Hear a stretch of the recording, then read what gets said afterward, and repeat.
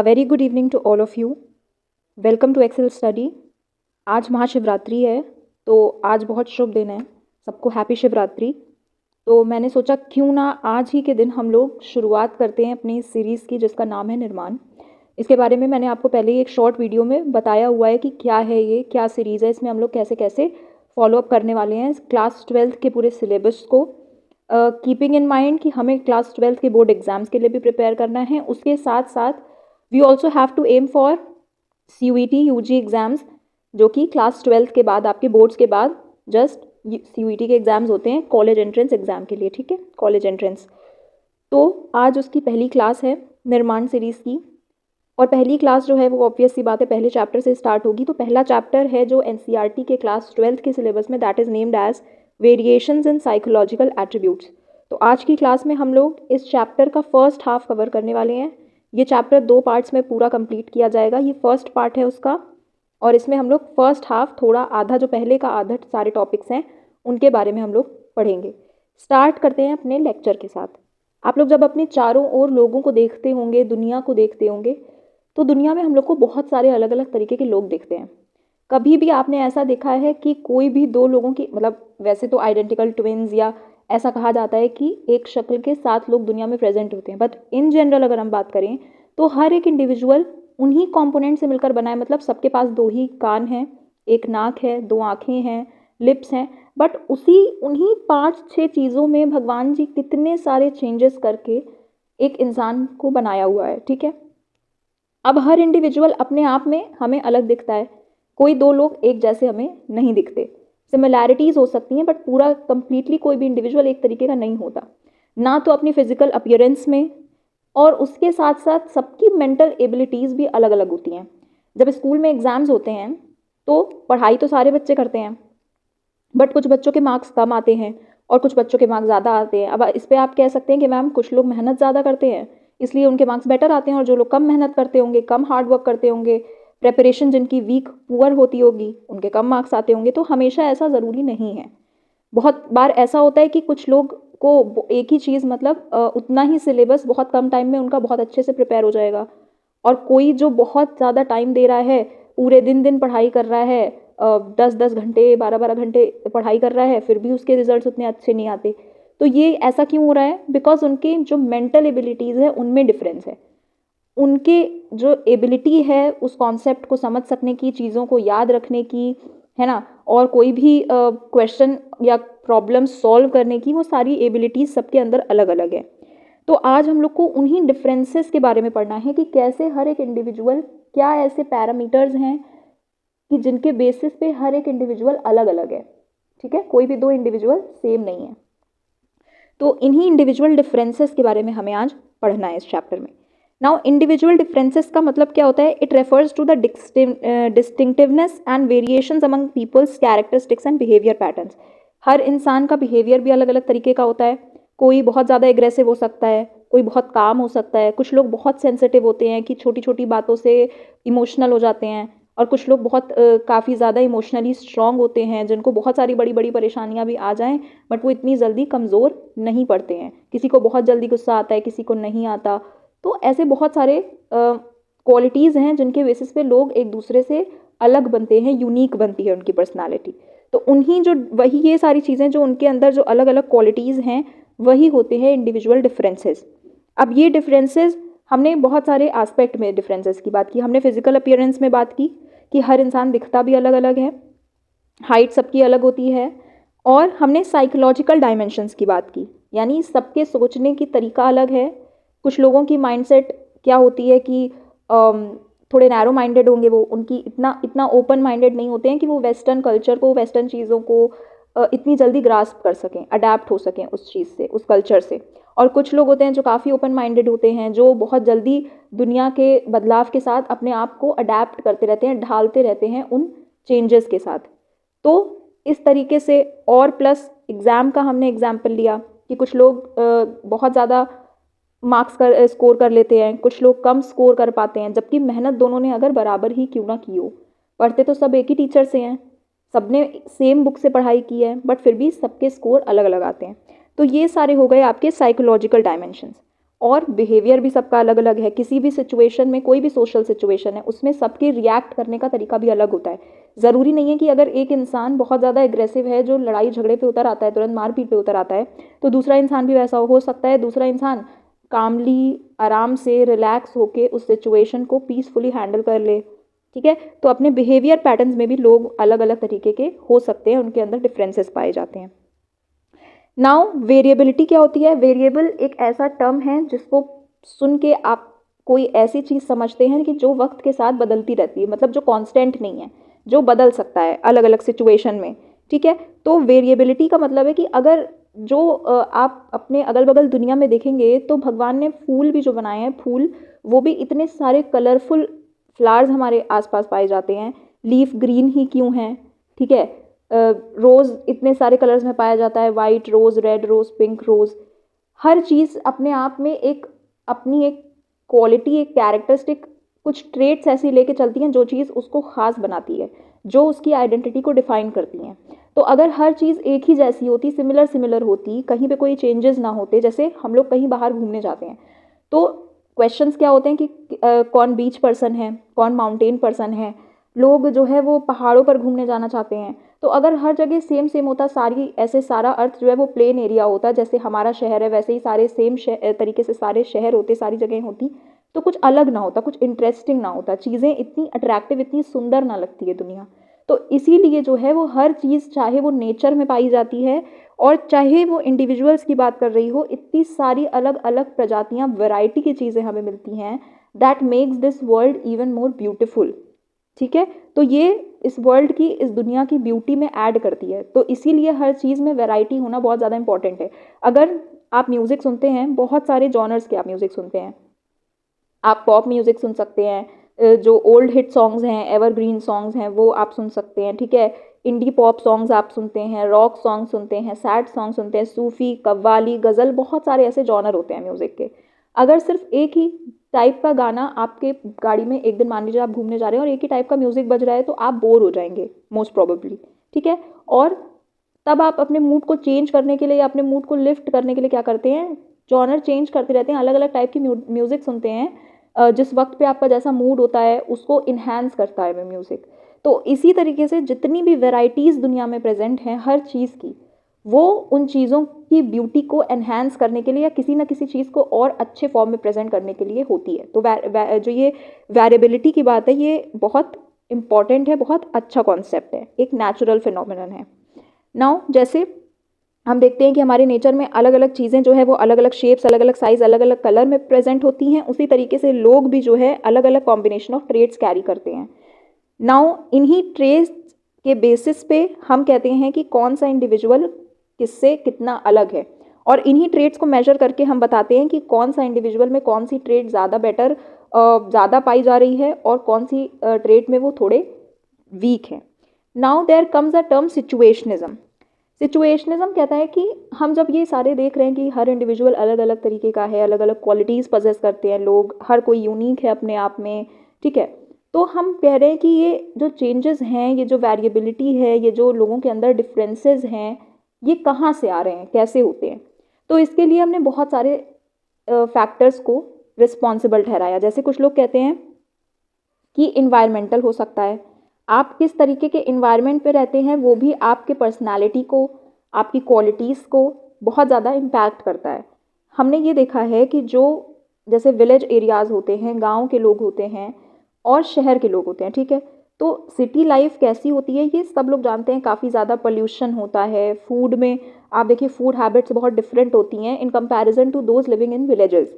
या पहले के टाइम में हम देखते थे, ओल्ड टाइम्स में जो लोगों की डाइट होती थी वो बहुत ज़्यादा न्यूट्रिएंट रिच होती थी। और आजकल जो बहुत सारी डिशेस, बहुत सारे ये जो फूड कुजीन्स जो हैं वो काफ़ी ज़्यादा चलते हैं, प्रेवेलेंट हैं, जैसे पिज़्ज़ा, बर्गर, जो लोगों को पसंद आते हैं, फास्ट फूड्स, ये सारे उतने ज़्यादा न्यूट्रिएंट रिच नहीं होते हैं।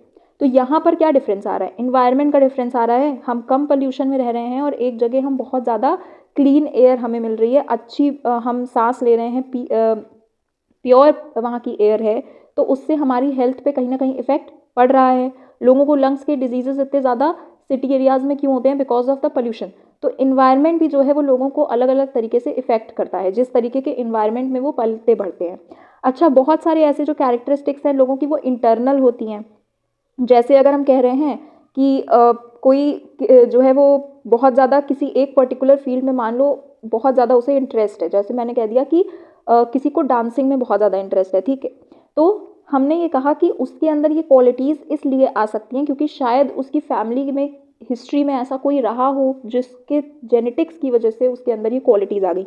तो सेकंड एक जो फैक्टर है जिसको हमने इसके लिए रिस्पॉन्सिबल ठहराया डिफरेंसेस के लिए, हमने कहा जेनेटिक्स की वजह से भी ये सारे जो ट्रेड्स हैं वो आते हैं इंडिविजुअल्स में। हमें पता है कि हम बहुत सारी क्वालिटीज़ अपनी जो है वो अपने पेरेंट्स से इनहेरिट करते हैं in the form of genes, ठीक है। तो उन्हीं के थ्रू जैसे हर एक इंडिविजुअल के अंदर जीन्स अलग अलग प्रेजेंट होती हैं, अलग अलग कॉम्बिनेशन में प्रेजेंट होती हैं, तो इसलिए हर इंडिविजुअल अपने आप में यूनिक हो जाता है। अगर हम लोग ने देखा है कि आप चाहे बॉलीवुड में देख लीजिए, चाहे आप म्यूज़िक इंडस्ट्री में देखिए, चाहे आप क्रिकेट में देखिए, हम लोग ज़्यादातर देखते हैं, या जो पेरेंट्स आप एजुकेशन फील्ड में भी देखिए, एकेडमिक्स में चाहे वो डॉक्टर हों, इंजीनियर हों, उनके बच्चे भी ज़्यादातर उसी फील्ड में निकलते हैं या आगे परस्यू करते हैं वही फील्ड जिसमें उनके पेरेंट्स होते हैं, बिकॉज उनका एक नेचुरल इंटरेस्ट उनके अंदर ऑलरेडी उस फील्ड की तरफ डेवलप है उनके अंदर because of these genetic factors, ठीक है। तो इसलिए जो है हम कहते हैं कि जेनेटिक्स भी कहीं ना कहीं लोगों को अलग अलग करने में, उनके ट्रेड्स को डिटरमाइन करने में मदद करता है।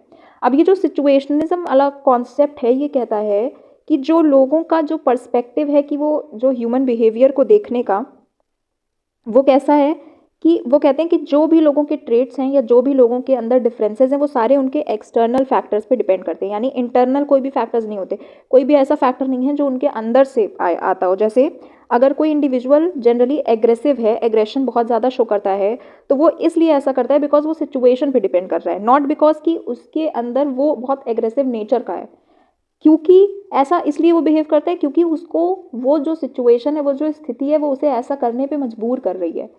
मान लो आप ऑफिस में हो, ऑफिस में देख रहे हो, या स्कूल में अगर आपकी किसी से लड़ाई हो जाती है, तो वहाँ पर हम ये नहीं कह सकते कि अगर आपने उस इंडिविजुअल को के ऊपर हाथ उठाया या अगर आपने उसको कुछ बुरा भला बोला, तो आपने इसलिए बोला क्योंकि आप ही इस तरीके के इंसान हो, दैट यू ऑलवेज लाइक आप इस तरीके से लोगों को डिमीन करते हैं या लोगों के वॉयलेंस करते हैं, लोगों को मारते पीटते हैं, इस तरीके से ट्रीट करते हैं लोगों को, ठीक है। हम ये नहीं कह सकते, ऐसा इसलिए हो रहा है बिकॉज उसकी सिचुएशन ने उसे ऐसा बनाया हुआ है। तो हम कोई भी जो एक्शन करते हैं या हमारे बिहेवियर में जो भी चीज़ें आप देख रहे हो एक्सटर्नल बिहेवियर में, वो सारी चीज़ें हमारे सिचुएशन पे डिपेंड करती हैं कि किस सिचुएशन में हम हैं और उस सिचुएशन में हमें किस तरीके से रिस्पॉन्ड करना पड़ रहा है। तो सिचुएशनिज्म का कॉन्सेप्ट आई होप आप लोग समझ गए होंगे। ये कहते हैं कि human behaviour is relatively more a result of influence of external factors, ठीक है। अब ये पता लगाने के लिए कि कोई भी इंडिविजुअल किसी एक पर्टिकुलर सब्जेक्ट में आप सेम टीचर से सारे बच्चे पढ़ रहे हैं, सेम सब्जेक्ट है, सेम बुक है, सेम कॉन्सेप्ट है, everything is same, but still आप अलग अलग स्कोर क्यों कर रहे हैं। ऐसे बहुत सारी सिचुएशन में बहुत सारे हमने कॉन्ट्रडिक्शंस देखे, जिनको पता लगाने के लिए हमने क्या किया, हमने लोगों के ऊपर ये टेस्ट करना शुरू किया जिसमें कि हम उनके साइकोलॉजिकल एट्रीब्यूट्स को, एट्रीब्यूट्स मतलब क्वालिटीज़ जो वो पजेस करते हैं, तो उनकी साइकोलॉजिकल एट्रीब्यूट्स को हम मेजर करेंगे ताकि हम ये पता लगा सकें कि क्यों इस तरीके के डिफरेंसेस लोगों के बिहेवियर में, लोगों के द्वारा किए गए एक्शंस के आउटकम में हमें देखने को मिलते हैं। तो इस प्रोसेस को हम कहते हैं assessment. Assessment refers to the measurement of psychological attributes of individuals and their evaluation। जो भी उनकी ऐसी क्वालिटीज़ हैं, साइकोलॉजिकल क्वालिटीज़ हैं, उन्हें हम मेजर करेंगे। जैसे फॉर एग्जांपल हमने कहा मेमोरी, तो हो सकता है किसी बच्चे में याद रखने की चीज़ों को कैपेसिटी, टेंडेंसी ज़्यादा बेटर हो in comparison to some other child, तो इसलिए उसको कॉन्सेप्ट बहुत ज़्यादा अच्छे से याद रह जाते हैं। समझ में तो शायद दोनों को आ रहा है, बट एक बहुत अच्छे से उस इन्फॉर्मेशन को रिटेन कर पा रहा है और एग्जाम में याद करके लिख पा रहा है, बट दूसरा शायद उतनी अच्छी तरीके से उस इन्फॉर्मेशन को याद करके प्रेजेंट नहीं कर पा रहा है। तो इस तरीके से हम इस तरीके की जो मेमोरी हो गई, इंटेलिजेंस हो गया, ऐसी बहुत सारी जो क्वालिटीज़ हैं उनको हम मेजर करेंगे। And often using multiple methods in terms of certain standards of comparison. कुछ हम लोग इसके लिए मेथड्स यूज़ करते हैं। दो तरीके के मेथड्स होते हैं, एक होता है इनफॉर्मल और एक होता है फॉर्मल। फॉर्मल मेथड्स जनरली हम उन मेथड्स को कहते हैं जो टेस्ट ऑब्जेक्टिव होते हैं, स्टैंडर्डाइज्ड होते हैं, ऑर्गेनाइज्ड होते हैं। अब ये तीन क्या मतलब है। ऑब्जेक्टिव का मतलब होता है ऐसे टेस्ट कि जिनमें जो भी एक प्रोसेस है, पहली बात तो वो प्री डिसाइडेड होगा, मतलब एक प्री डिसाइडेड फॉर्मेट है इस टेस्ट का कि उसमें कौन से क्वेश्चंस पूछे जाने हैं और हर क्वेश्चन का एक सही आंसर होगा, जिस सही आंसर के बेसिस पे हम उस इंडिविजुअल को स्कोर करने वाले हैं। और इसमें जिस वक्त पे जब चेकिंग होती है, जब टेस्ट दे रहा है जो इंडिविजुअल, जब उसने सारे आंसर मार्क कर लिए और उसके बाद इवैल्यूएशन की प्रोसेस स्टार्ट होती है, जब हम उसके आंसर को सही या गलत चेक करना शुरू करते हैं, वहाँ पर कोई भी जो टेस्ट ले रहा है उसके पर्सनल ओपिनियंस नहीं मैटर करते हैं उनके आंसर्स को जज करने में। ठीक है, वहाँ पर एक करेक्ट आंसर है जो पहले से कहीं पे स्टेटेड है। आपको जो भी चेक कर रहा है या जो भी इंडिविजुअल वो टेस्ट ले रहा है, उसको सिर्फ इतना करना है कि उसको सही या गलत मार्क करना है according to what is stated. Already हमें पता है उसका सही आंसर, तो वहाँ पर उसका पर्सनल ओपिनियन नहीं मैटर करता है कि यार इस क्वेश्चन का आंसर तो ये होना चाहिए था बट इसने ये लिखा है, लेकिन मैं इसको काट दूंगा। नहीं, आप नहीं कर सकते हो, even if you do not agree with that particular answer, जो भी करेक्ट आंसर स्टेटेड है। तो ऑब्जेक्टिव का मतलब होता है जहाँ पर आंसर्स पहले से पता हूँ और उसी के अकॉर्डिंग इवैल्यूएशन किया जाता है, मेजरमेंट का स्कोर निकाला जाता है। ठीक है, पर्सनल ओपिनियंस वहाँ पर उस रिसर्चर के या उस टेस्ट लेने वाले के नहीं मैटर करते हैं। स्टैंडर्डाइज्ड का मतलब होता है कि हर एक इंडिविजुअल पे जो हम टेस्ट करने वाले हैं that would be same set of questions होंगे जो उनसे पूछे जाएंगे, उनको सेम अमाउंट ऑफ टाइम दिया जाएगा उसको करने के लिए। जैसे जब स्कूल में एग्जाम होते हैं और हमें एंड में पास करना होता है बच्चों को, तो हम लोग क्या करते हैं, सबको अलग अलग पेपर तो बना के देते नहीं हैं, एक क्वेश्चन पेपर सेट किया जाता है एंड देन उसमें जो है वो सारे बच्चे वही उतना ही टाइम मिलता है सबको, 3 आवर्स ऑफ राइटिंग, सबको इक्वल जो है वो मार्क जो अलॉट हुए रहते हैं, जो डिस्ट्रीब्यूशन ऑफ मार्क्स होता है in the question paper, format सबका सेम होता है। इसे हम कहते हैं स्टैंडर्डाइजेशन, मतलब एक ही तरीके का सेम जो है वो सबके लिए वो प्रोसेस होने वाला है। एंड ऑर्गेनाइज्ड मीन्स कि ये जो टेस्ट है उसकी सारी बातें वो कैसे वहाँ पर कैसे उसको फर्दर प्रोसीड होने वाला है, स्टेप बाय स्टेप जो उसकी प्रोसेस है वो सारी पहले से डिफाइंड है, सही आंसर्स पहले से पता है, फॉर्मेट हमें पता है, टाइम कितना देना है पता है, सब कुछ हमें ऑलरेडी पहले से पता है, सब कुछ ऑलरेडी एक स्ट्रक्चर्ड फॉर्म में हमें दिया हुआ है। ठीक है, तो ये हो गए फॉर्मल असेसमेंट। इनफॉर्मल असेसमेंट से आप समझ रहे हैं कि जो जहाँ पर ऐसा कोई एक स्ट्रक्चर नहीं दिया हुआ है, एक फिक्स्ड फॉर्मेट नहीं है, जहाँ पर कोई फिक्स्ड आंसर्स नहीं हैं, जो भी टेस्ट लेने वाला इंडिविजुअल है वो अपने हिसाब से, अपने ओपिनियंस के हिसाब से भी उसको स्कोर कर सकता है, मार्क्स दे सकता है। तो वहाँ पर सब्जेक्टिव इंटरप्रिटेशंस आ जाती हैं, यानी हर एक इंडिविजुअल जो टेस्ट ले रहा है उसके ओपिनियंस भी अलग होने वाले हैं, तो इसलिए हर इंडिविजुअल का आंसर भी अलग आने वाला है और उनको उन आंसर्स को देखने के जो नज़रिए होने वाले हैं वो भी अलग अलग होने वाले हैं हर रिसर्चर के या हर टेस्ट टेकर के। तो इसलिए वहाँ पर चेंजेस भी हो सकते हैं स्कोर्स में।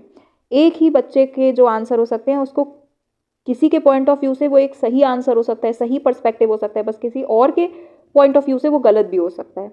ठीक है, तो इनफॉर्मल असेसमेंट में ऐसा कोई स्ट्रक्चर नहीं होता, कोई स्टैंडर्डाइजेशन नहीं होती, कोई ऑब्जेक्टिविटी नहीं होती, वहाँ पर सब्जेक्टिविटी होती है। तो ऐसे जो साइकोलॉजिकल असेसमेंट के प्रोसेसेस हैं उनको हम यूज़ करते हैं लोगों की ऐसी एबिलिटीज़ को मेजर करने के लिए जिसके बेसिस पे वो अलग अलग तरीके से परफॉर्म करते हैं, उनके अलग अलग तरीके के बिहेवियर्स को इवैल्यूएट करने के लिए और जो भी उनकी पर्सनल क्वालिटीज़ हैं उनको चेक करने के लिए। अब हमें कुछ मेन साइकोलॉजिकल एट्रीब्यूट्स पढ़ने हैं कि कौन से ऐसे मेन ट्रेट्स हैं या मेन हम क्वालिटीज़ कह सकते हैं जिनके बेसिस पे जनरली लोग साइकोलॉजिकली डिफर करते हैं। उसमें सबसे पहले होता है आपका intelligence.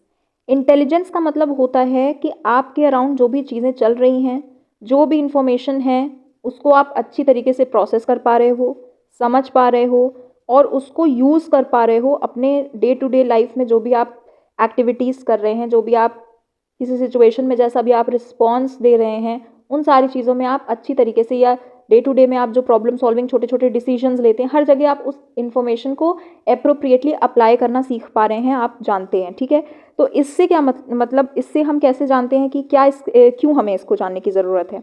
Because it provides a global measure of a person's general cognitive competence including the ability to profit from schooling. तो हम जनरली इससे ये पता लगाते हैं कि लोगों की कॉग्निटिव कॉम्पिटेंस कैसे होने वाली है, वो कितना तेज़ दिमाग उनका हो सकता है, वो कितने आसानी से चीज़ों को, कॉन्सेप्ट को, किसी भी इंफॉर्मेशन को एक्सेप्ट कर सकते हैं, रिसीव कर सकते हैं, उसके बारे में सोच समझ सकते हैं और सही तरीके से उस इंफॉर्मेशन को यूज़ कर सकते हैं जहाँ भी उस सिचुएशन में, जिस भी सिचुएशन में उसकी ज़रूरत पड़ रही है। Aptitude is another thing. Aptitude का मतलब होता है कि किसी एक पर्टिकुलर फील्ड में किसी के अंदर जो स्किल्स प्रेजेंट हैं, जो एक्सपर्टीज़ आपकी हो सकती है। Someone must be very good at drawing, someone must be very good at singing, कोई कंपोजिशन बहुत अच्छा कर सकता है, कोई गिटार बहुत अच्छी बजा सकता है, कोई डांस कर सकता है, कोई कुकिंग में बहुत अच्छा हो सकता है। तो ऐसे बहुत सारे अलग अलग डोमेन्स हैं, बहुत सारी फील्ड्स हैं, कुछ स्पेसिफिक स्किल्स हैं जिनमें वो एक्सपर्टीज़ किसी की इंडिविजुअल की होती है, तो उन्हें हम कहते हैं एप्टीट्यूड। नाउ इनका हम क्यों टेस्ट करते हैं, इनको क्यों मेजर करते हैं, एप्टीट्यूड क्यों मेजर किया जाता है? To predict what an individual will be able to do if given proper environment and training. ये पता लगाने के लिए कि अगर हम उसे प्रॉपर एनवायरनमेंट दे देंगे, प्रॉपर ट्रेनिंग दे देंगे, तो क्या वो उस पर्टिकुलर फील्ड में कुछ बहुत अच्छा आगे फ्यूचर में कर सकता है या नहीं कर सकता। इंटरेस्ट की बात आती है तो इंटरेस्ट का मतलब होता है कि किसी फील्ड में बहुत ज़्यादा आपको इंटरेस्ट होगा तो आप उस चीज़ में ज़्यादा बेटर स्कोर करोगे। अगर आपको किसी पर्टिकुलर फील्ड में इंटरेस्ट नहीं है तो आप उसमें अच्छे से काम नहीं कर पाओगे। किसी को शायद जो है वो कोडिंग में बहुत ज़्यादा इंटरेस्ट हो सकता है, तो वो आईटी या कंप्यूटर एप्लीकेशंस की फील्ड में बहुत ज़्यादा अच्छा कर सकता है, ठीक है।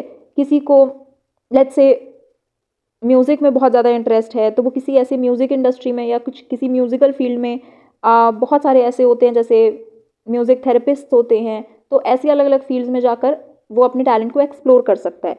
तो इंटरेस्ट जो है वो बहुत ज़्यादा मैटर करता है। Now it helps us in making choices that promote life satisfaction and performance on jobs. ये हम इसलिए पता लगाते हैं कि हमारा इंटरेस्ट किस चीज़ में है, ताकि हम अपनी लाइफ को उस डायरेक्शन, सही डायरेक्शन में लीड कर सकें जहाँ पर हम ज़्यादा प्रोडक्टिव हैं, ज़्यादा हमें सेटिस्फैक्शन मिलेगा। आप मान लो किसी आप कॉर्पोरेट जॉब कर रहे हैं, 9 to 5 जॉब कर रहे हैं, but you are not interested, you don't feel satisfied after you come home. मतलब पूरे दिन काम करने के बाद when you finally come back to home, आपको सेटिस्फैक्शन नहीं फील होता है कि आज का दिन मैंने बहुत अच्छा कुछ किया जिसने मुझे खुशी दी, ठीक है। But in comparison to that, अगर आप कोई थोड़ी सी इनसिक्योर जॉब हो सकती है, जहाँ पर आपको उतनी स्टेबिलिटी नहीं होती, जहाँ पर उतनी जॉब सिक्योरिटी नहीं होती, बट जहाँ पर आप जब काम कर रहे हो तो you feel satisfied about it. जैसे हम एक पोएट्री की फील्ड ले सकते हैं, तो जो पोएट्री की फील्ड है उसमें इतना ऐसा नहीं है कोई कि रोज़ आपके पास काम होने वाला है, every day you are employed and then you get a particular fixed salary at the end of the month. कोई ऐसा ज़रूरी नहीं है। किसी महीने हो सकता है कि आपके बहुत सारे शोज़ हो जाएं, बहुत सारी टिकट बुक हो जाए तो आप बहुत ज़्यादा अच्छा पैसा कमा लो, बट किसी महीने हो सकता है कि आप बिल्कुल एकदम जॉबलेस हो, आप बिल्कुल अनएम्प्लॉयड बैठे हुए हो, घर पे आपके पास कोई काम नहीं है, तो इनकम भी नहीं है। तो ऐसे बहुत सारे केसेस हो सकते हैं, बट अगर आपका इंटरेस्ट है तो आप खुश तो हो एटलीस्ट वो काम करने में जहाँ पर आपको सेटिस्फैक्शन मिल रही है, जहाँ पर आप 100% अपना परफॉर्मेंस दे पा रहे हो, because you perform your 100% potential. You can do that only in those fields जिसमें आपका इंटरेस्ट हो। अगर आप इंटरेस्टेड नहीं हो तो आप उसमें अपना 100% पोटेंशियल नहीं देना चाहते हो।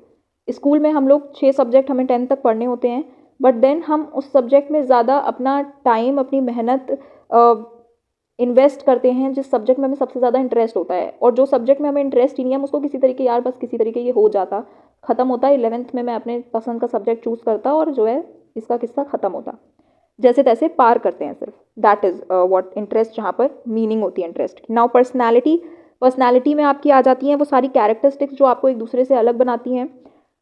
अब how you behave in your day to day life, किसी भी सिचुएशन में आप कैसा रिस्पॉन्स देने वाले हैं, ये सारी चीज़ें आपके पर्सनैलिटी पे डिपेंड करती हैं। जैसे हम कह सकते हैं कि कुछ लोग जो है वो बहुत ज़्यादा आउटवर्डली नेचर के होते हैं, सोशल होते हैं, जिनको लोगों के बीच बैठकर बातें करना बहुत पसंद है, या बहुत फ्रेंडली नेचर के होते हैं, वो किसी से भी बहुत जल्दी घुल मिल जाते हैं। बट कुछ लोग ऐसे होते हैं जो काफ़ी रिजर्व नेचर के होते हैं, जो इतना जल्दी लोगों से घुल मिल नहीं पाते हैं, ठीक है।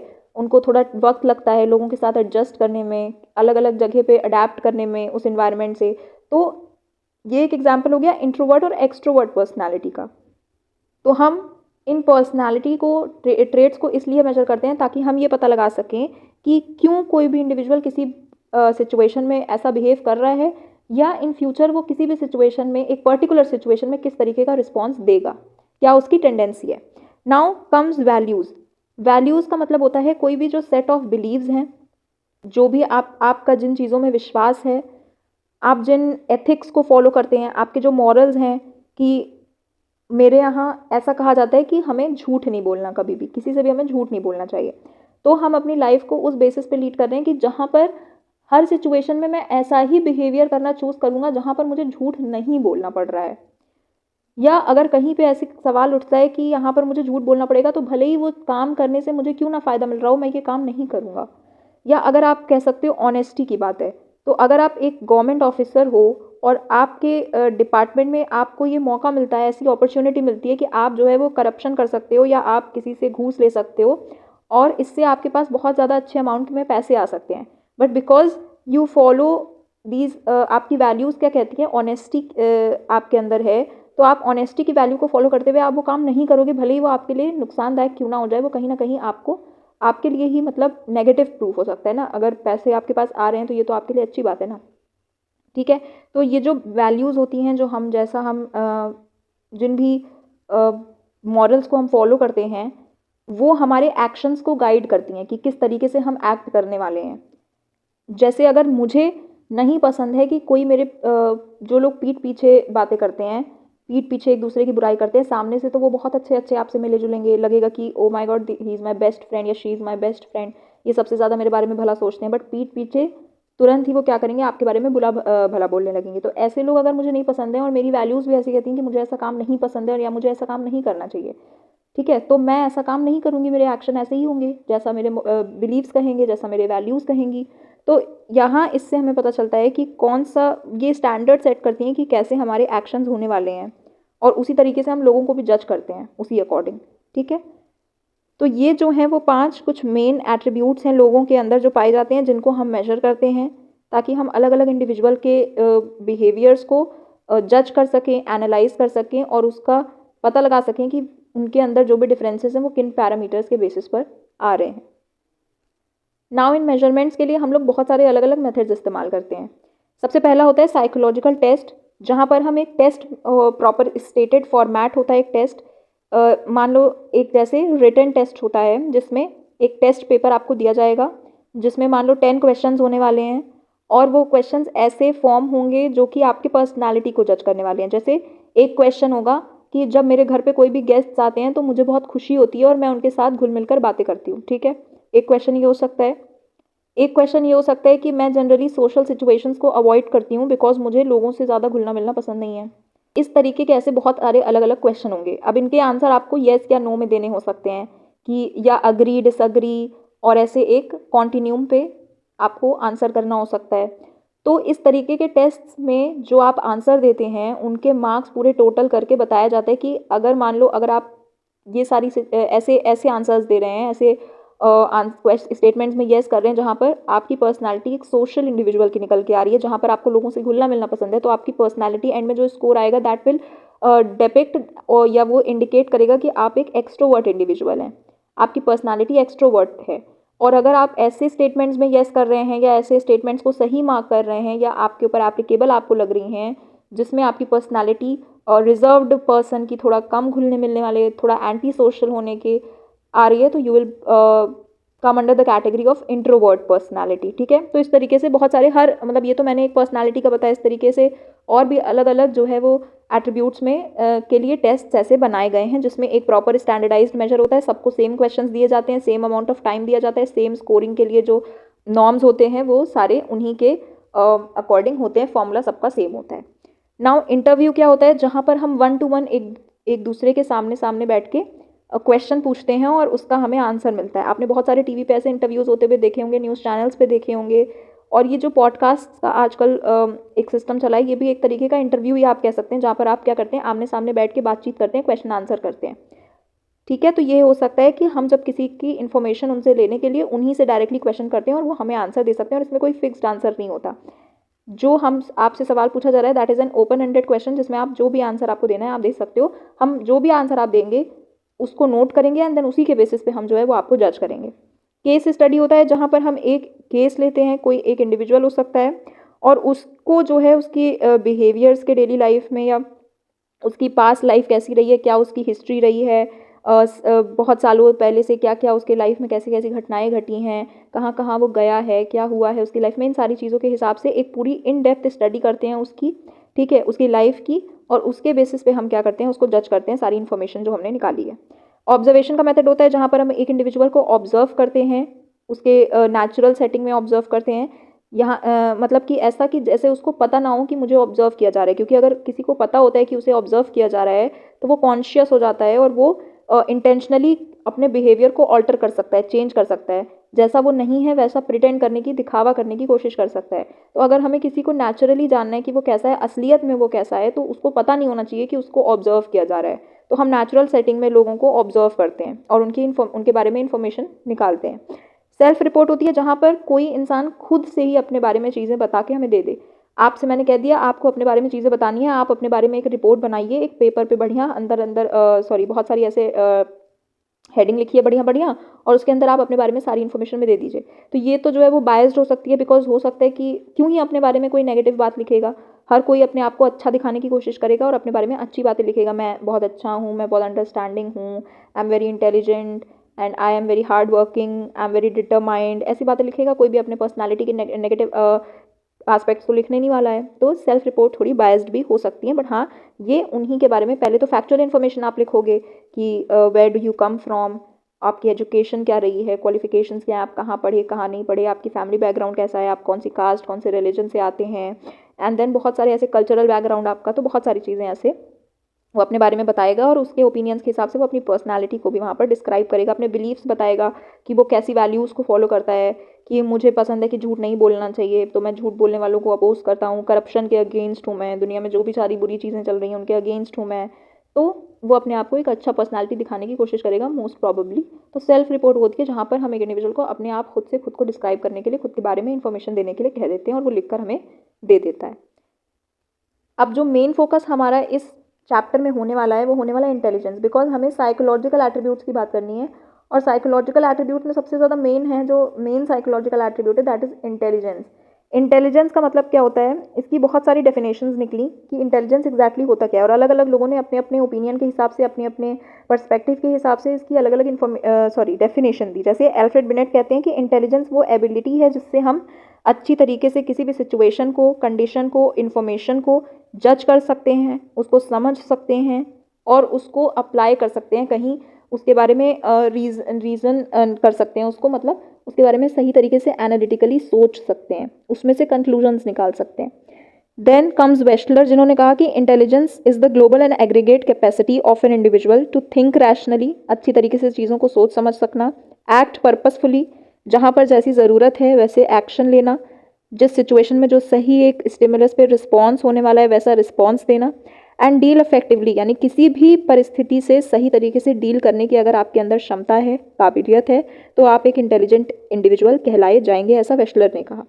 बहुत सारे और भी साइकोलॉजिस्ट थे जैसे गार्डनर एंड स्टर्नबर्ग, इन्होंने कहा कि इंटेलिजेंट इंडिविजुअल सिर्फ वो नहीं है जो अपने एनवायरनमेंट से, जो भी उसके माहौल है अगल बगल का, उसमें अच्छी तरीके से अपने आप को ढाल सके, डील कर सके, बट ऑल्सो वो जो कि अपने अगल बगल एक अच्छा इन्वायरमेंट क्रिएट भी कर सके, शेप कर सके, क्योंकि हम जो इन्वायरमेंट क्रिएट कर रहे हैं वही तो किसी अगले इंडिविजुअल के लिए वो इन्वायरमेंट होने वाला है जिसमें वो रिस्पॉन्स करेगा और उसके रिस्पॉन्स के बेसिस पे उसे जज किया जाएगा।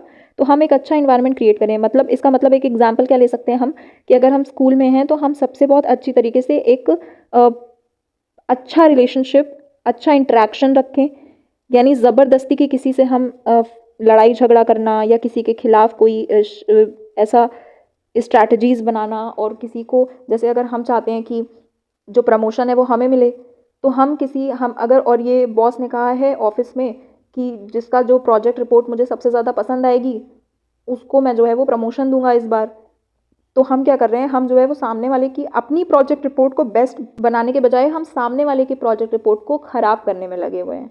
तो ये एक अच्छा एक्शन नहीं हुआ, और जिसकी वजह से क्या होगा कि उस इंडिविजुअल के लिए जो इन्वायरमेंट क्रिएट हो रहा है, जो हम अपने आसपास इन्वायरमेंट बना रहे हैं, वो एक ख़राब इन्वायरमेंट है।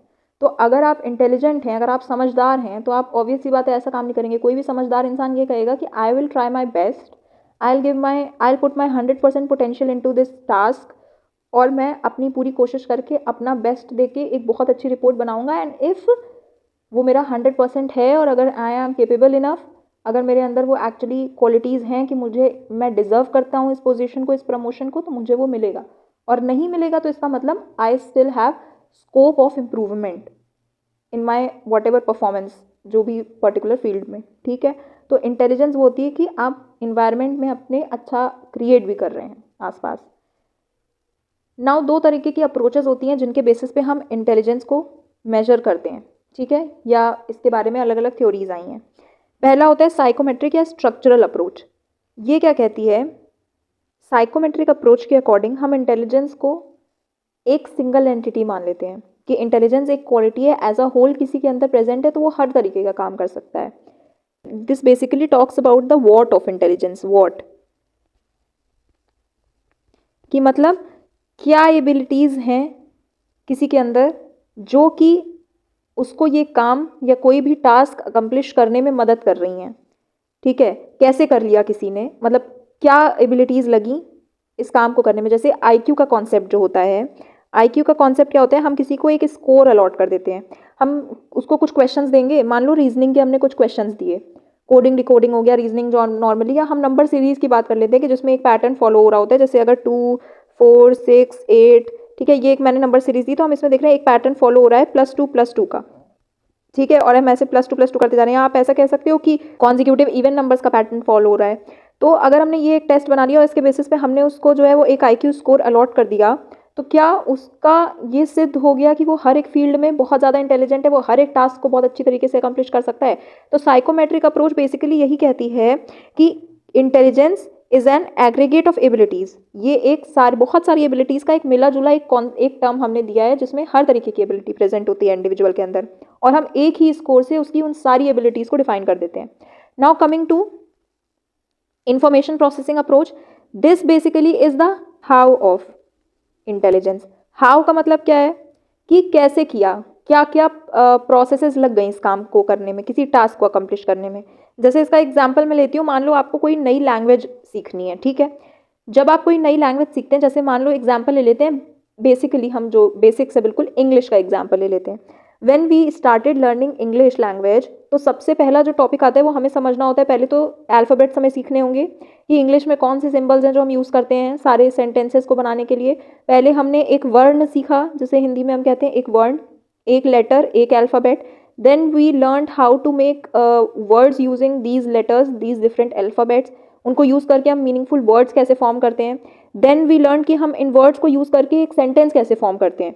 और एक सेंटेंस को फॉर्म करने का जो सिंटैक्स होता है, जो एक स्ट्रक्चर है, एक फॉर्मेट है कि हम लोग पहले सब्जेक्ट लिखेंगे एंड देन फिर हम लोग वर्ब लिखेंगे एंड देन उसके बाद उसका ऑब्जेक्ट आता है। ये एक जो है वो बेसिक स्टैंडर्ड जो है वो इक्वेशन है, या आप कह सकते हो एक्सप्रेशन है एक सेंटेंस का। ठीक है, तो हम जो है जब लैंग्वेज सीख रहे थे तो सबसे पहले हमने ये सारी बातें देखी। तो हमने क्या किया, इन्फॉर्मेशन को पहले एनकोड किया, इन्फॉर्मेशन को देखा, ठीक है, उसको समझा। नाउ सेकेंड इज कि आपको ये सारी चीज़ें याद रखनी है अपने दिमाग में। आपको अल्फ़ाबेट सारे याद करने होंगे, ABCD से लेके Z तक आपको पता है कि कितने अल्फ़ाबेट्स होते हैं। नाउ उसके बाद आपको इन वर्ड्स को फॉर्म करने का उनकी मीनिंग समझनी होगी। जैसे if I am writing what, अगर मैं हाउ लिख रही हूँ तो मुझे हाउ का मतलब तो पता होना चाहिए। Until and unless I know a meaning of a word, मैं कैसे उसको किसी सेंटेंस में यूज़ कर सकती हूँ। तो मुझे ये सारी इन्फॉर्मेशन को याद करना होगा, स्टोर करके रखना होगा। तो वहाँ पर आता है आपका स्टोरेज का प्रोसेस। एंड देन स्टोरेज के बाद जब finally you are writing a sentence, you are trying to form a sentence, या आप इंग्लिश स्पीकिंग में प्रैक्टिस कर रहे हैं, कहीं प्रैक्टिकली अप्लाई कर रहे हैं उस नॉलेज को, तो आप क्या करते हो, वहाँ पर उस स्टोर्ड इन्फॉर्मेशन को रिट्रीव करते हो और अपने काम में लाते हो, अपना एक्शन करते हो, जो भी टास्क आपको करना है उसको अकम्प्लिश करते हो।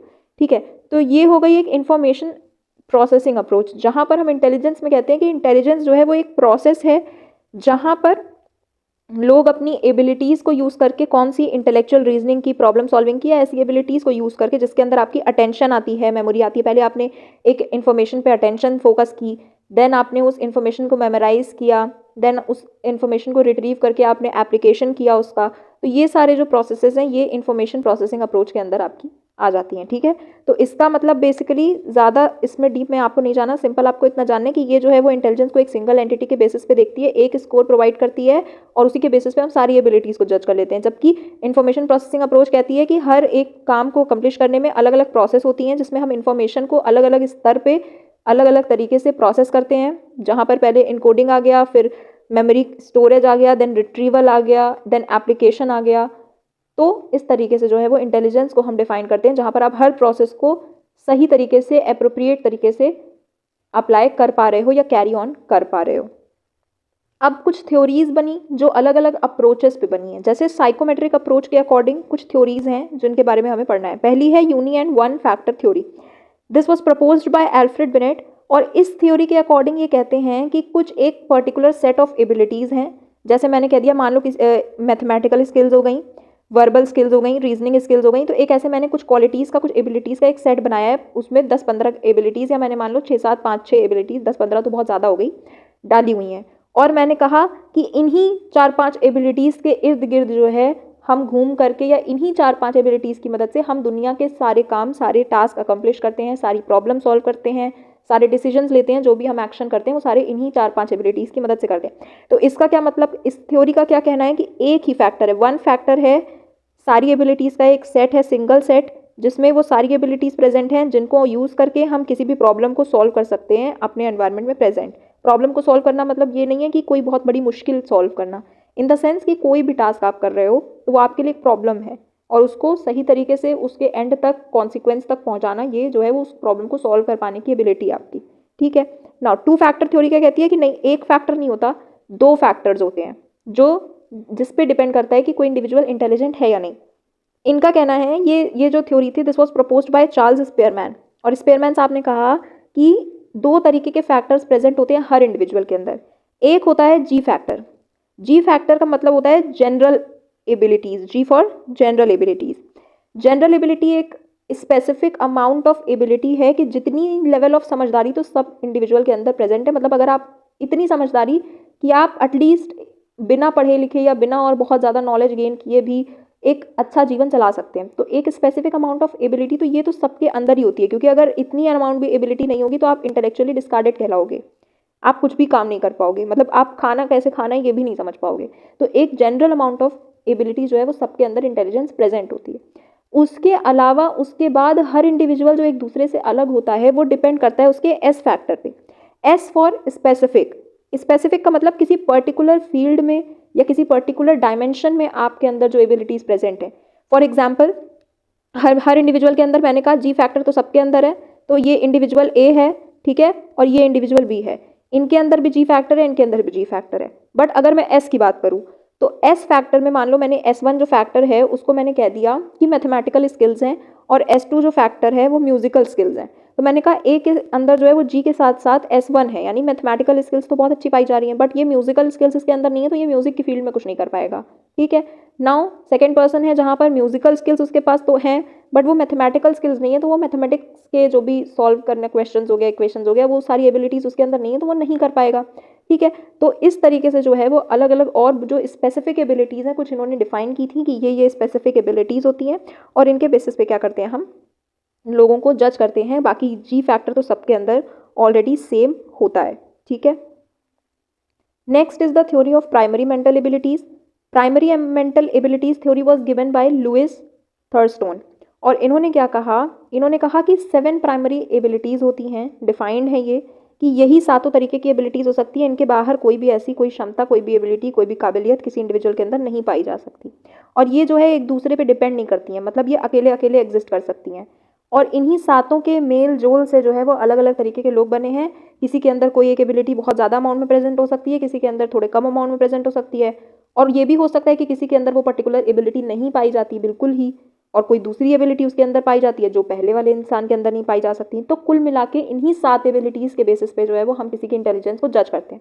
वो 7 एबिलिटीज़ क्या कर सकने की हैं। पहला होता है वर्बल कॉम्प्रिहेंशन, यानी आप जो है वर्ड्स हो गए, कॉन्सेप्ट्स हो गए, आइडियाज़ हो गए, जो भी चीज़ें बोल रहे हैं हम, मेरी बातें या जो बुक में लिखी हुई चीज़ें हैं, शब्दों को समझ सकना, लोगों की बातों को, लोगों के आइडियाज़, यानी जो भी वो अपनी बातें कह रहे हैं, कॉन्सेप्ट्स को समझ सकना, ये सारी चीज़ें आपकी वर्बल कॉम्प्रिहेंशन में आ गई, यानी बोली हुई बातों को आप कॉम्प्रिहेंड कर पा रहे हैं कि वो क्या कह रहा है, दैट इज़ वर्बल कॉम्प्रिहेंशन।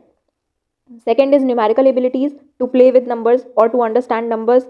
तो जहाँ पर आपके अंदर न्यूमेरिकल और कंप्यूटेशनल स्किल्स होती हैं, आप प्लस माइनस कर सकते हो, आप नंबर्स को समझ सकते हो। कोई बहुत ज़्यादा अच्छा हो सकता है कैलकुलेशन में, किसी की कैलकुलेशन बहुत वीक हो सकती है, किसी को मैथ्स में बिल्कुल इंटरेस्ट नहीं हो सकता। तो इस तरीके से न्यूमेरिकल एबिलिटीज़ डिफर करती हैं लोगों में। Next is special relations. Special relations का मतलब कि आप पैटर्न्स को, फॉर्म्स को अच्छी तरीके से समझ सकते हो, 3D 2D ये सारी चीज़ें समझ सकते हो।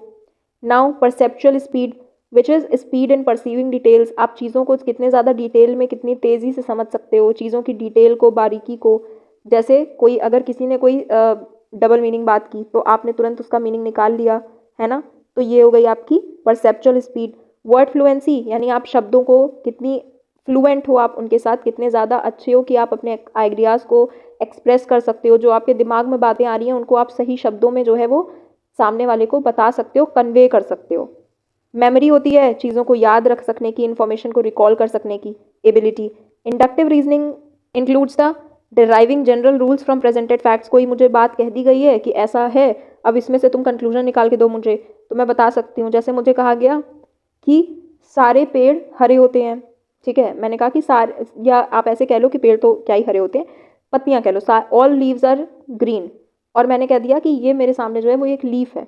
तो अगर हर लीफ ग्रीन होती है तो मैं ये आराम से पता लगा सकती हूँ कि अगर ये एक लीफ है तो इसका भी कलर क्या होगा, ग्रीन ही होगा, अगर मैं लीफ की बात कर रही हूँ तो पर्टिकुलर। और सारी लीफ दुनिया की ग्रीन ही होती है, इसमें अभी एक्सेप्शन मत लाना, सूखी हुई पत्ती पीली भी हो जाती है मैम, ऐसा नहीं होता, ठीक है, हम एक जनरल एग्जाम्पल ले रही हूँ मैं। नाउ आर्थर जेनसन ने, ये तो हो गई आपकी प्राइमरी मेंटल एबिलिटीज़, इनके अकॉर्डिंग 7 एबिलिटीज़ होती हैं यही सारी, और इन्हीं के मेल जोल से किसी के अंदर कोई ज़्यादा कम हो सकती है, इन्हीं के कॉम्बिनेशन से जो है वो लोग अलग अलग तरीके से उनकी इंटेलिजेंस डिफाइन होती है। Now next comes Arthur Jensen's hierarchical model of intelligence. इसको समझने के लिए आपको कुछ टर्म्स हैं जो अच्छे से समझने होंगे, जो ऐसे तो एनसीईआरटी में नहीं दिए हुए हैं, but still I will tell you so that you understand this concept अच्छे से, अदरवाइज सर के ऊपर से जाएगा। देखो, हायरार्कल मॉडल ऑफ इंटेलिजेंस एक हायरार्की बताती है, एक पिरामिड होता है, ठीक है, एक पिरामिड होता है जिसमें सबसे ऊपर एक पर्टिकुलर एबिलिटीज़ होती हैं जिनको हम कहते हैं कि जी फैक्टर, वही जी फैक्टर हो गया, यानी कुछ ऐसी जनरल इंटेलिजेंस, एक लेवल ऑफ इंटेलिजेंस जो कि सब में होती है और हर काम में, हर परफॉर्मेंस को इन्फ्लुएंस करती है, कि ये जो क्वालिटीज़ हैं ये हर टास्क में आपकी मदद करेंगी, किसी एक स्पेशल फील्ड से रिलेटेड नहीं है। मतलब आप कहीं पे आप खाना भी बना रहे हो तो उतनी अकल तो लग जाएगी, खाना बनाने के जगह भी उतनी अकल तो आप पढ़ाई कर रहे हो उस वक्त पे भी लगेगी, और उतनी अकल तो अगर आप कपड़े धो रहे हो तो उस वक्त पे भी लग जाएगी। मतलब कोई भी ए टू जेड काम कर रहे हो कि एक पर्टिकुलर अमाउंट ऑफ अकल तो आपको लगानी पड़ेगी, इंटेलिजेंस लगेगी, ठीक है, वो जी फैक्टर सब में होता है। उसके नीचे जो सेकेंड लेवल पे आती हैं वो ब्रॉडर एबिलिटीज़ होती हैं। नाउ ब्रॉड एबिलिटीज़ के अंदर आपका, इन्होंने ये जो एसोसिएटिव लर्निंग और कॉग्निटिव कॉम्पिटेंस बताया, ये ब्रॉड एबिलिटीज़ के अंदर आता है। तो ये सेकेंड लेवल ऑफ इंटेलिजेंस होता है, और उसके बाद जो है वो नैरो एबिलिटीज़ आती हैं जिनके बारे में हमें नहीं जानना है, हमें बेसिकली इन ब्रॉड एबिलिटीज़ पे जानना है। तो जी फैक्टर सबके अंदर प्रेजेंट है, ठीक है। ब्रॉड एबिलिटीज़ आपकी मेनली 4 होती हैं, बट इसके आपको 2 मेन पढ़ने हैं। इसमें हम लोग इंटेलिजेंस को 2 तरीके से डिवाइड करते हैं, एक होता है फ्लूइड इंटेलिजेंस और एक होता है क्रिस्टलाइज्ड इंटेलिजेंस। फ्लूइड इंटेलिजेंस मतलब, फ्लूइड मतलब जो चीज़ इधर उधर बह सकती है, आप जो चीज़ें किधर से भी किधर को जा सकती हैं, उसमें कोई कंस्ट्रेंट नहीं है, उसकी कोई बाउंड्री नहीं है, ठीक है, उनकी कोई लिमिट नहीं सेट है।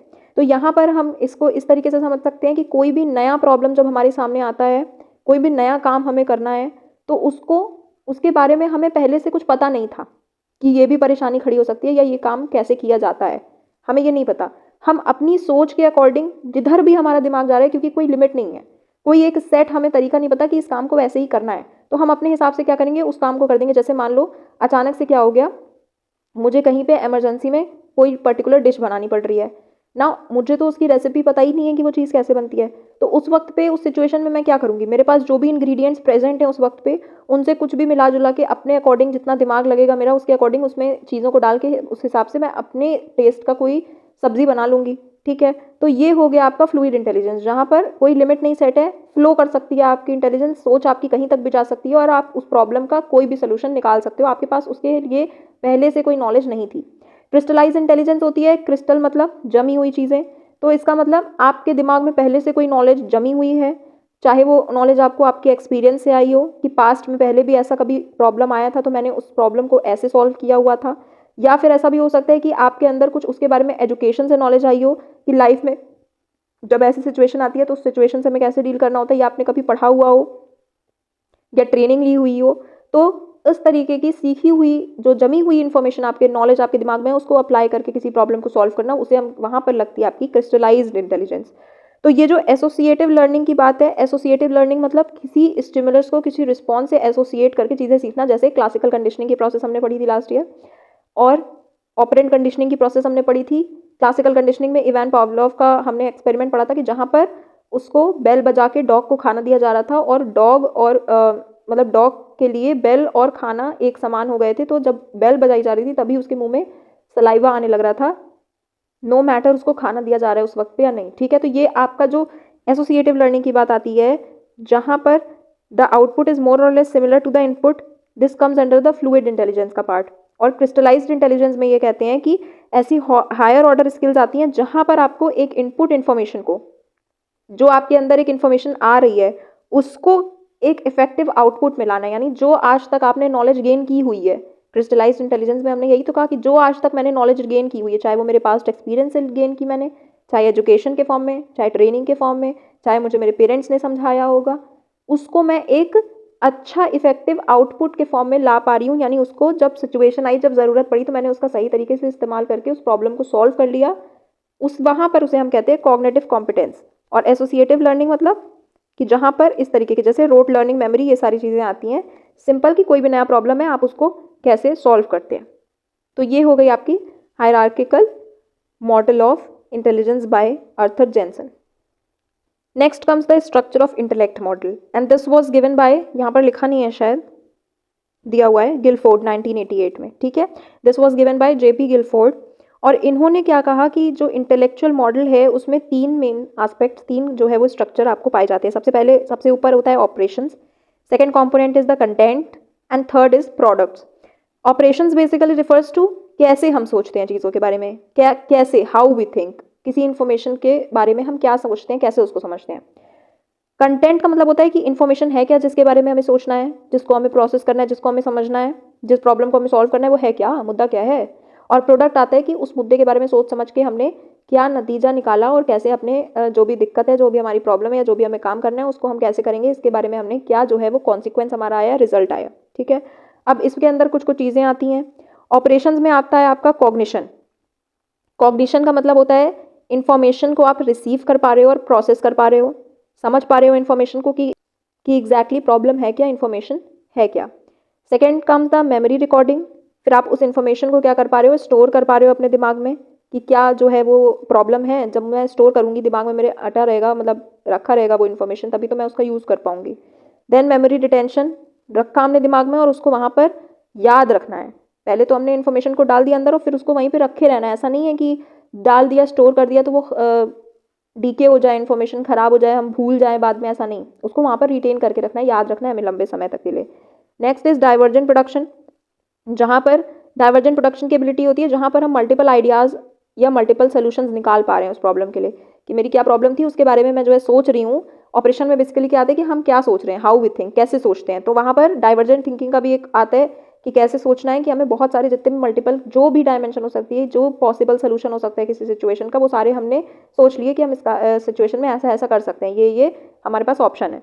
नाउ कन्वर्जेंट थिंकिंग का मतलब होता है कि उन सारे जो पॉसिबल ऑपरेशंस हैं उनमें, सॉरी ऑप्शंस हैं, सोल्यूशंस हैं, उनमें से हमें जो सबसे सटीक, सबसे लॉजिकल, ठीक है, जो सबसे स्पेसिफिक एक सोल्यूशन है, जिसका जो सबसे सही होगा, सबसे इफेक्टिव होगा, उस तक हमें पहुंचाता है हमारा ये कन्वर्जेंट प्रोडक्शन या कन्वर्जेंट थिंकिंग की जो एबिलिटी होती है। ठीक है, तो ये हो गई आपकी operations. Second comes the content. Content में हम सबसे पहले समझते हैं, कुछ आता है जैसे जो इन्फॉर्मेशन है, हमने कहा था कंटेंट का मतलब है कि व्हाट वी थिंक अबाउट, किस चीज़ के बारे में हम सोच रहे हैं। इन्फॉर्मेशन है कैसी, पहले तो हमें ये बताओ क्या मुद्दा है। तो जो नेचर होता है मटीरियल का या इन्फॉर्मेशन का, उसके बारे में हम कंटेंट में बात करते हैं। नाउ दिस इंक्लूड, सबसे पहले तो विजुअल यानी जो चीज़ें हमें दिख रही हैं। फिगरल, जैसे चीज़ों के शेप हो गए, किसी चीज़ की स्ट्रक्चर हो गया, पैटर्न हो गया, है ना, ये सारी चीज़ें। कलर हो गया। ऑडिटरी में आता है जो चीज़ें हमें सुनाई दे पा रही हैं, तो क्या कोई ऐसी सुनाई देने वाली जो है वो इन्फॉर्मेशन है। सिंबॉलिक हो सकती है, सिंबॉलिक में आते हैं आपके नंबर्स, लेटर्स, मैथमेटिकल सिंबल्स, अगर आप समझ सकते हो। If you do not know what is 2, what is plus and what is 2, how will you ever reach on the conclusion कि 2 + 2 4 होता है, नहीं समझ पाओगे। तो सिंबल्स को समझ सकते हो, सिंबल्स से डील कर सकते हो। सिमेंटिक हो सकती है इन्फॉर्मेशन। सिमेंटिक का मतलब होता है आइडियाज़ या मीनिंग को प्रोसेस करना। कोई भी कॉन्सेप्ट है या वर्ड्स है, उनकी मीनिंग को समझ पाना, तभी आप इन्फॉर्मेशन को प्रोसेस कर पाओगे ना, कोई प्रॉब्लम समझ पाओगे। मतलब क्या है, वो एक मीम नहीं बहुत ज़्यादा वायरल है, कहना क्या चाहते हो, तो वही, जब आप अगर किसी बात में ये समझ पा रहे हो कि कहना क्या चाहते हैं, तभी तो आप उसको प्रोसेस कर पाओगे। नेक्स्ट इज बिहेवियरल, यानी सोशल सिचुएशंस में को जज कर सकना कि क्या परिस्थिति है और यहाँ पर मुझे कैसा रिएक्शन देना चाहिए। अगर बहुत ज़्यादा खुशी का माहौल है, शादी ब्याह है, पार्टी है, तो वहाँ पर मैं एन्जॉयमेंट वाला दूंगा। अगर किसी की तबीयत ख़राब हो गई है किसी घर में, या जो है वो कुछ भी ऐसी परेशानी है किसी की लाइफ में, तो या दुखी है कोई बहुत ज़्यादा एंग्शियस है किसी चीज़ को लेके, तो वहाँ पर मुझे कैसा रिएक्ट करना है, कैसे एक्शंस लोगों के दूसरों के समझ पाना, ये सारी चीज़ें जो है वो आती हैं आपके बिहेवियरल में। Now comes products. प्रोडक्ट्स में होता है आपका फर्दर 6 इसमें कॉन्सेप्ट्स होते हैं। पहला होता है यूनिट्स। प्रोडक्ट्स में बेसिकली हम रिजल्ट के बारे में बात करें कि हमने क्या रिजल्ट निकाला है, तो हम क्या समझ पाए या हमने क्या सोल्यूशन निकाला हमारी प्रॉब्लम का, that comes under products. Products में पहला होता है यूनिट्स। यूनिट्स का मतलब होता है जो बेसिक आइडिया, फैक्ट या कॉन्सेप्ट कोई हमें समझ में आया, जैसे मान लो I was trying to understand the concept of photosynthesis, तो ये यूनिट के अंदर आएगा। फोटोसिंथेसिस एक कॉन्सेप्ट है, एक बेसिक फैक्ट को अगर हम लेंगे तो हम कह सकते हैं कि sun rises in the east and sets in the west, ये एक बेसिक इन्फॉर्मेशन है, यूनिवर्सल फैक्ट है, इसको चेंज नहीं हो सकता, कॉन्सेप्ट कोई चेंज नहीं हो सकती मीनिंग, तो ये जो है वो यूनिट्स के अंदर आ गई। क्लासेस में हम डाल देते हैं, जब हम जो यूनिट्स में जो हमने चीज़ें पढ़ी हैं उनको हम प्रोसेसेस में ग्रुप्स में डाल देते हैं, सॉरी कैटेगरीज में डाल देते हैं। जैसे अगर मैंने यूनिट में समझा कि ये एक डॉग है, ठीक है, मुझे पता चला कि डॉग के 4 पैर होते हैं, इस तरीके से दिखता है, इस तरीके से टेल होती है, वो बाग करता है, उसकी क्या क्वालिटीज़ होती हैं सारी मुझे पता चला, तो मैं समझ पाई कि अच्छा ये एक डॉग ऐसा होता है, एक ये डॉग है। कैट के लिए मुझे अलग से सारी उसके फीचर्स बता दिए गए, तो मैं समझ पाई कि अच्छा ये कैट होता है, कैट और डॉग में क्या डिफरेंस होता है, तो this comes under unit. Now when I am merging them up in a category, अगर मैं उन्हें डाल रही हूँ तो मैं कहूँगी कि ये दोनों एनिमल्स हैं, तो मैंने उस यूनिट वाली इन्फॉर्मेशन को एक ग्रुप में डाल दिया। रिलेशंस में जहाँ पर हम चीज़ों के बीच में क्या रिलेशन है वो समझ पा रहे हैं, जैसे मैंने कहा कि अगर आप बहुत अच्छे से, अगर आप हार्डवर्क करते हो या आप प्रिपरेशन बहुत ज़्यादा अच्छे से करते हो, पढ़ाई करते हो, तो आपकी लाइफ में सक्सेसफुल होने की जो पॉसिबिलिटी है, प्रोबेबिलिटी है, वो बढ़ जाती है, ठीक है। तो मैंने कहा रिलेशन है यहाँ पर, क्या रिलेशन है कि जितना ज़्यादा पढ़ाई, जितना ज़्यादा हार्डवर्क, उतना ज़्यादा सक्सेस, और जहाँ हार्डवर्क ही नहीं है वहाँ पे सक्सेस कहाँ से आएगी। सिस्टम में क्या होता है, सिस्टम जैसे सोलर सिस्टम हो गया, तो सोलर सिस्टम में बहुत सारे अलग अलग ऐसे यूनिट्स हैं, जैसे सोलर सिस्टम में एक प्लैनेट्स की कैटेगरी आ गई, तो प्लैनेट्स जो है वो क्लासेज हैं, ठीक है। क्लास में आ गया प्लैनेट, प्लैनेट के अंदर क्या आया, Earth, Mars, Jupiter, Saturn, Uranus, Neptune, ये सारे क्या हो गए, यूनिट्स हो गए। आई होप आपको समझ में आया होगा। तो ये एक सोलर सिस्टम पूरा सिस्टम हो गया। जैसे मैंने कहा रेस्पिरेटरी सिस्टम, या हम कह दें सर्कुलेटरी सिस्टम ह्यूमंस के अंदर होता है। सर्कुलेटरी सिस्टम में आपका हार्ट आ जाता है, पंप कर रहा है ब्लड पूरे बॉडी में, नर्व्स आ जाती हैं जो भी ब्लड को ट्रैवल करता है जहाँ जिन नर्व्स में पूरे बॉडी में, ठीक है। तो ये हो गया सिस्टम का। Now next is transformation. Transformation में आता है आप किसी इन्फॉर्मेशन को एक नए फॉर्म में दे रहे हो, जैसे मैथमेटिकल इक्वेशंस होती हैं। नाउ मैं कह रही हूँ कि एक्स स्क्वायर माइनस 1 है, ठीक है, तो मैंने कहा कि इस इक्वेशन को आप ट्रांसफॉर्म कर सकते हो। कैसे, मैंने कहा कि ये ए स्क्वायर माइनस बी स्क्वायर का एक फॉर्मूला बन रहा है, तो हम इसको जो है वो ए माइनस बी और ए प्लस बी के फॉर्म में लिख सकते हैं, एक्स माइनस 1 एक्स प्लस 1 कर सकते हैं। तो ये मैंने क्या किया, ट्रांसफॉर्मेशन किया, एक इन्फॉर्मेशन को दूसरे तरीके से प्रेजेंट करना, दूसरे फॉर्म में चेंज करना, that is known as transformation. And next comes that is implications. Implications का मतलब क्या होता है कि मैं क्या निकाल पा रही हूँ, जैसे ग्लोबल वार्मिंग अगर है तो मैं इम्प्लीकेशन निकाल पा रही हूँ कि इसके फ्यूचर में जो है वो क्या इफेक्ट रहेगा, ठीक है, फ्यूचर में क्या इसका कॉन्सिक्वेंस रहेगा, आउटकम्स क्या रहेंगे। तो ग्लोबल वार्मिंग है तो आगे जाके क्लाइमेट या वेदर, क्लाइमेट जो होगा वो और ज़्यादा नेगेटिव तरीके से इम्पैक्ट पड़ेगा उस पर। या हम कह सकते हैं कि अगर हम रेगुलरली एवरीडे अगर हम योगा करते हैं या हम एक्सरसाइज करते हैं तो इससे हमारी हेल्थ जो है वो पॉजिटिव इम्पैक्ट आएगा, हमारी हेल्थ जो है वो और बेटर होगी। अगर हम मेडिटेशन करते हैं तो हमारी मेंटल हेल्थ अच्छी रहेगी। तो इस तरीके से जो है वो हम प्रोडक्ट्स में समझते हैं जो भी इन्फॉर्मेशन की क्या रिजल्ट आ रहा है हमारी सोच का, जो भी हमने सोचा समझा। नाउ इस क्लासिफिकेशन में 6 5 6 यानी 6 जो है वो क्वालिटीज़ इसमें हैं, 5 पॉइंट्स इसमें और 6 अगेन इसमें है। तो ये एक जो क्यूब बन रहा है ये 3 डायमेंशनल क्यूब बनता है। एंड देन हर फैक्टर को हम इन्हीं 3 डायमेंशंस में डिटरमाइन करते हैं। जैसे हर एक, अगर आप देखोगे, अगर मैं ये लास्ट वाला छोटा वाला क्यूब लेती हूँ तो इसका ये जो ऊपर वाला फेस है, एक ऊपर वाला फेस हो गया, एक सामने वाला फेस हो गया और एक इसके पीछे है फेस।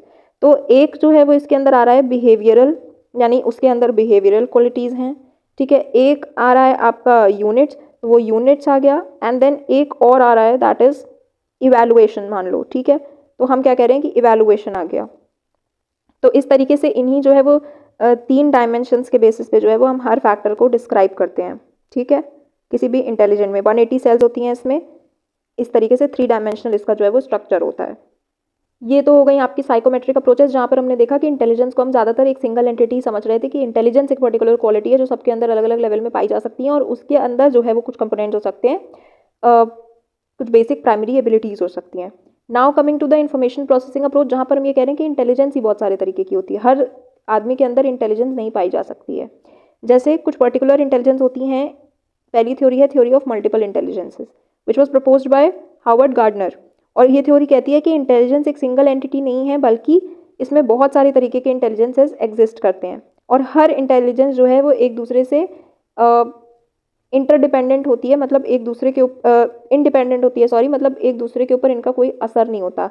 अगर किसी के अंदर लिंग्विस्टिक एबिलिटीज़ पाई जा रही हैं तो कोई ज़रूरी नहीं है कि उसके अंदर इंटरपर्सनल एबिलिटीज़ भी पाई जाएँ या इंटरपर्सनल इंटेलिजेंस भी पाई जाए, ठीक है।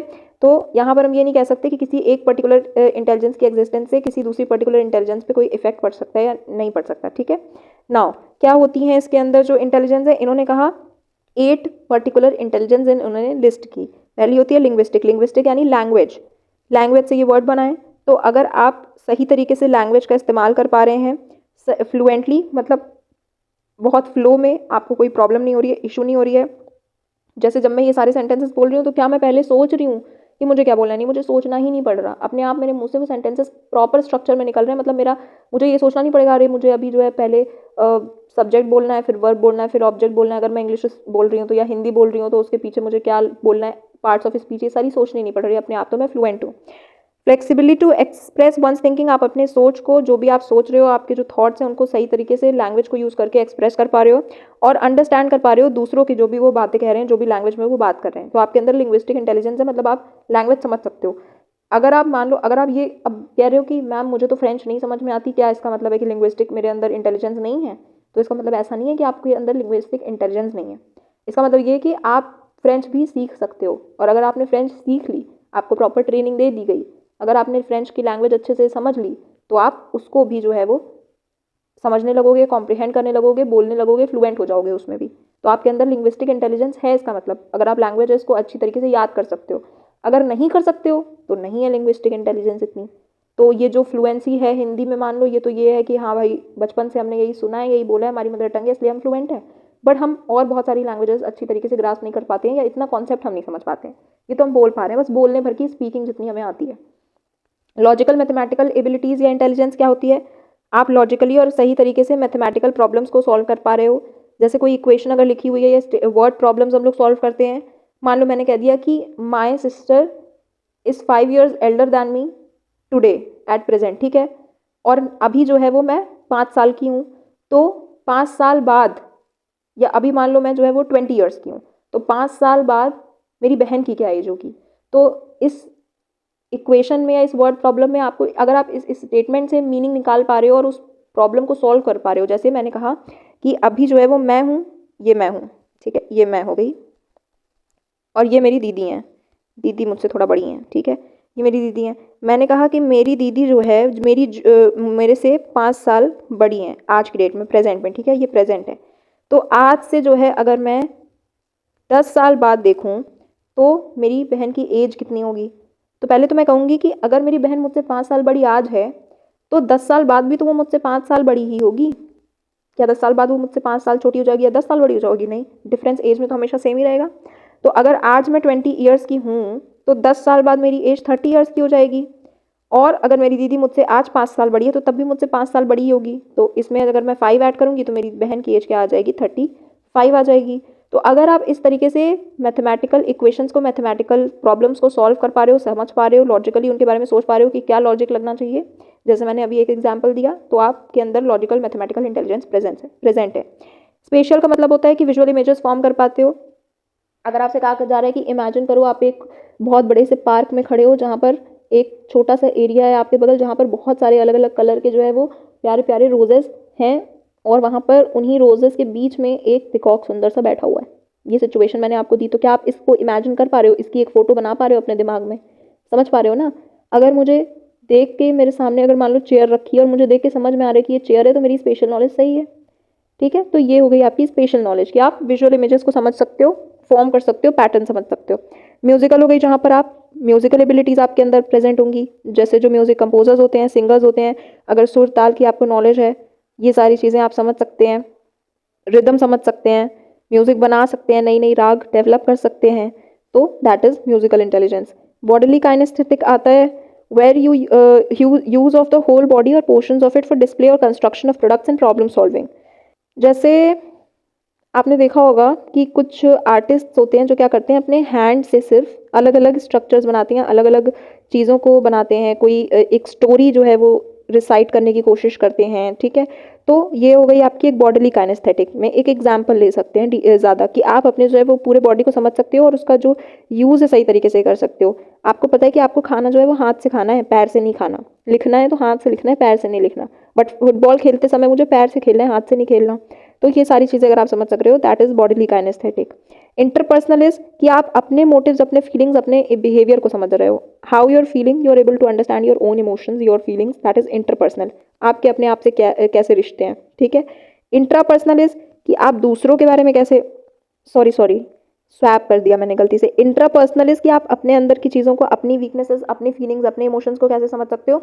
एंड इंटरपर्सनल इज कि आप दूसरे लोगों के बिहेवियर को कैसे समझ सकते हो, उनकी फीलिंग, उनके इंटेंशंस को समझने के लिए। जैसे बहुत सारे लोगों में ये नॉलेज नहीं होती कि लोगों को जज कर सकने की, लोगों के इंटेंशंस को समझ सकने की। So they get easily deceived by anyone. उनको बहुत ज़्यादा धोखे मिलते हैं लाइफ में। तो ये होती है आपकी इंटरपर्सनल इंटेलिजेंस कि आपके अंदर इंटरपर्सनल इंटेलिजेंस कम है। इसका मतलब कि आप दूसरों के मोटिव नहीं समझ पा रहे हो कि उनका क्या जो है इसके पीछे मकसद है, किसी काम को करने के पीछे क्या उनके इंटेंशंस हैं, उनके इंटेंशंस एक्चुअली सही हैं या गलत है, वो सच में आपके लिए भला चाह रहे हैं या कहीं आपको सामने से कुछ करके पीछे से आपके पीठ में छुरे भोंक रहे हैं, ठीक है। नाउ नेचुरलिस्टिक मीन्स नेचर के बारे में, नेचर की चीज़ों को, नेचर के कंपोनेंट्स को आप समझ पा रहे हो, then that is naturalistic intelligence. You know what is barish, you know what is sun and how the earth revolves around the sun. तो ये सारी नेचर से रिलेटेड चीज़ें हैं। फूल होते हैं, पत्तियाँ हैं, दुनिया में बहुत सारी चीज़ें नेचुरल। पहाड़ हो गए, बर्फ गिरती है। All these concepts if you are able to understand that is naturalistic intelligence.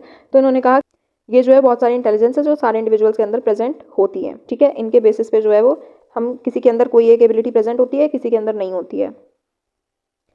Next is the triarchic theory of intelligence. Tri means तीन, तो इसके अंदर तीन आर्क्स हैं। बेसिकली ये तीन कंपोनेंट्स इसके अंदर पाए जाते हैं and this was proposed by Robert Sternberg. इन्होंने कहा इंटेलिजेंस एक एबिलिटी है जिसके अंदर क्या क्या एबिलिटीज आती है। पहली तो अडेप्ट करने की, दूसरा शेप करने की और तीसरा सेलेक्ट करने की इन्वायरमेंट जहाँ पर आप अपने गोल्स को अकम्प्लिश कर सकते हैं और जो भी आपके सोसाइटी या कल्चर के अकॉर्डिंग गोल्स हैं उनके वो आप अकम्प्लिश कर सकते हैं। तो इसमें बेसिकली तीन कंपोनेंट्स होते हैं। पहला हो गया आपका कॉम्पोनेंशियल इंटेलिजेंस। कॉम्पोनेंशियल इंटेलिजेंस का मतलब है आप इन्फॉर्मेशन को एनालाइज कर पा रहे हो, समझ पा रहे हो प्रॉब्लम को सॉल्व करने के लिए। Now this is further divided into three components. पहला होता है नॉलेज एक्विजिशन कंपोनेंट, जिसका क्या कहता है कि learning and acquisition of the ways of doing things. आप इन्फॉर्मेशन को इनकोड कर पा रहे हो, कंबाइन कर पा रहे हो और कंपेयर कर पा रहे हो कि मैं किस तरीके से जो है क्या इन्फॉर्मेशन है उसको समझोगे कि ये पॉजिटिव इन्फॉर्मेशन है या नेगेटिव इन्फॉर्मेशन है, इसका मुझे इस्तेमाल करना कहाँ पर है, ठीक है। ये सारी चीज़ें आप समझोगे तो नॉलेज एक्वायर करोगे आप उस पूरी इन्फॉर्मेशन के बारे में या सिचुएशन के बारे में। Next is the Meta component. Meta component का मतलब है कि अब क्या करना है मुझे, ये सारी इन्फॉर्मेशन मेरे पास आ गई, इसमें से क्या सही इन्फॉर्मेशन है, क्या मैं यूज़ कर सकता हूँ, क्या मेरे लिए काम की है इस पर्टिकुलर कॉन्टेक्स्ट में, क्या नहीं है, ये सब समझने के बाद now you plan about what to do and how to do. यानी आप उस जो भी आपकी कॉग्निटिव प्रोसेसेस हैं उनका इस्तेमाल करके आप प्लानिंग पूरी करोगे कि आपको किस तरीके से अपने काम को, अपने प्रॉब्लम को सॉल्व करना है या उस टास्क को कंप्लीट करना है। थर्ड इज परफॉर्मेंस कंपोनेंट, जहाँ पर आप जो भी आपने अभी तक सोचा, जो इन्फॉर्मेशन को समझा, उसके बारे में जो भी प्लान्स बनाए उनको, उनके एग्जीक्यूशन का वक्त आ गया है, अब उनको आप एग्जीक्यूट करोगे।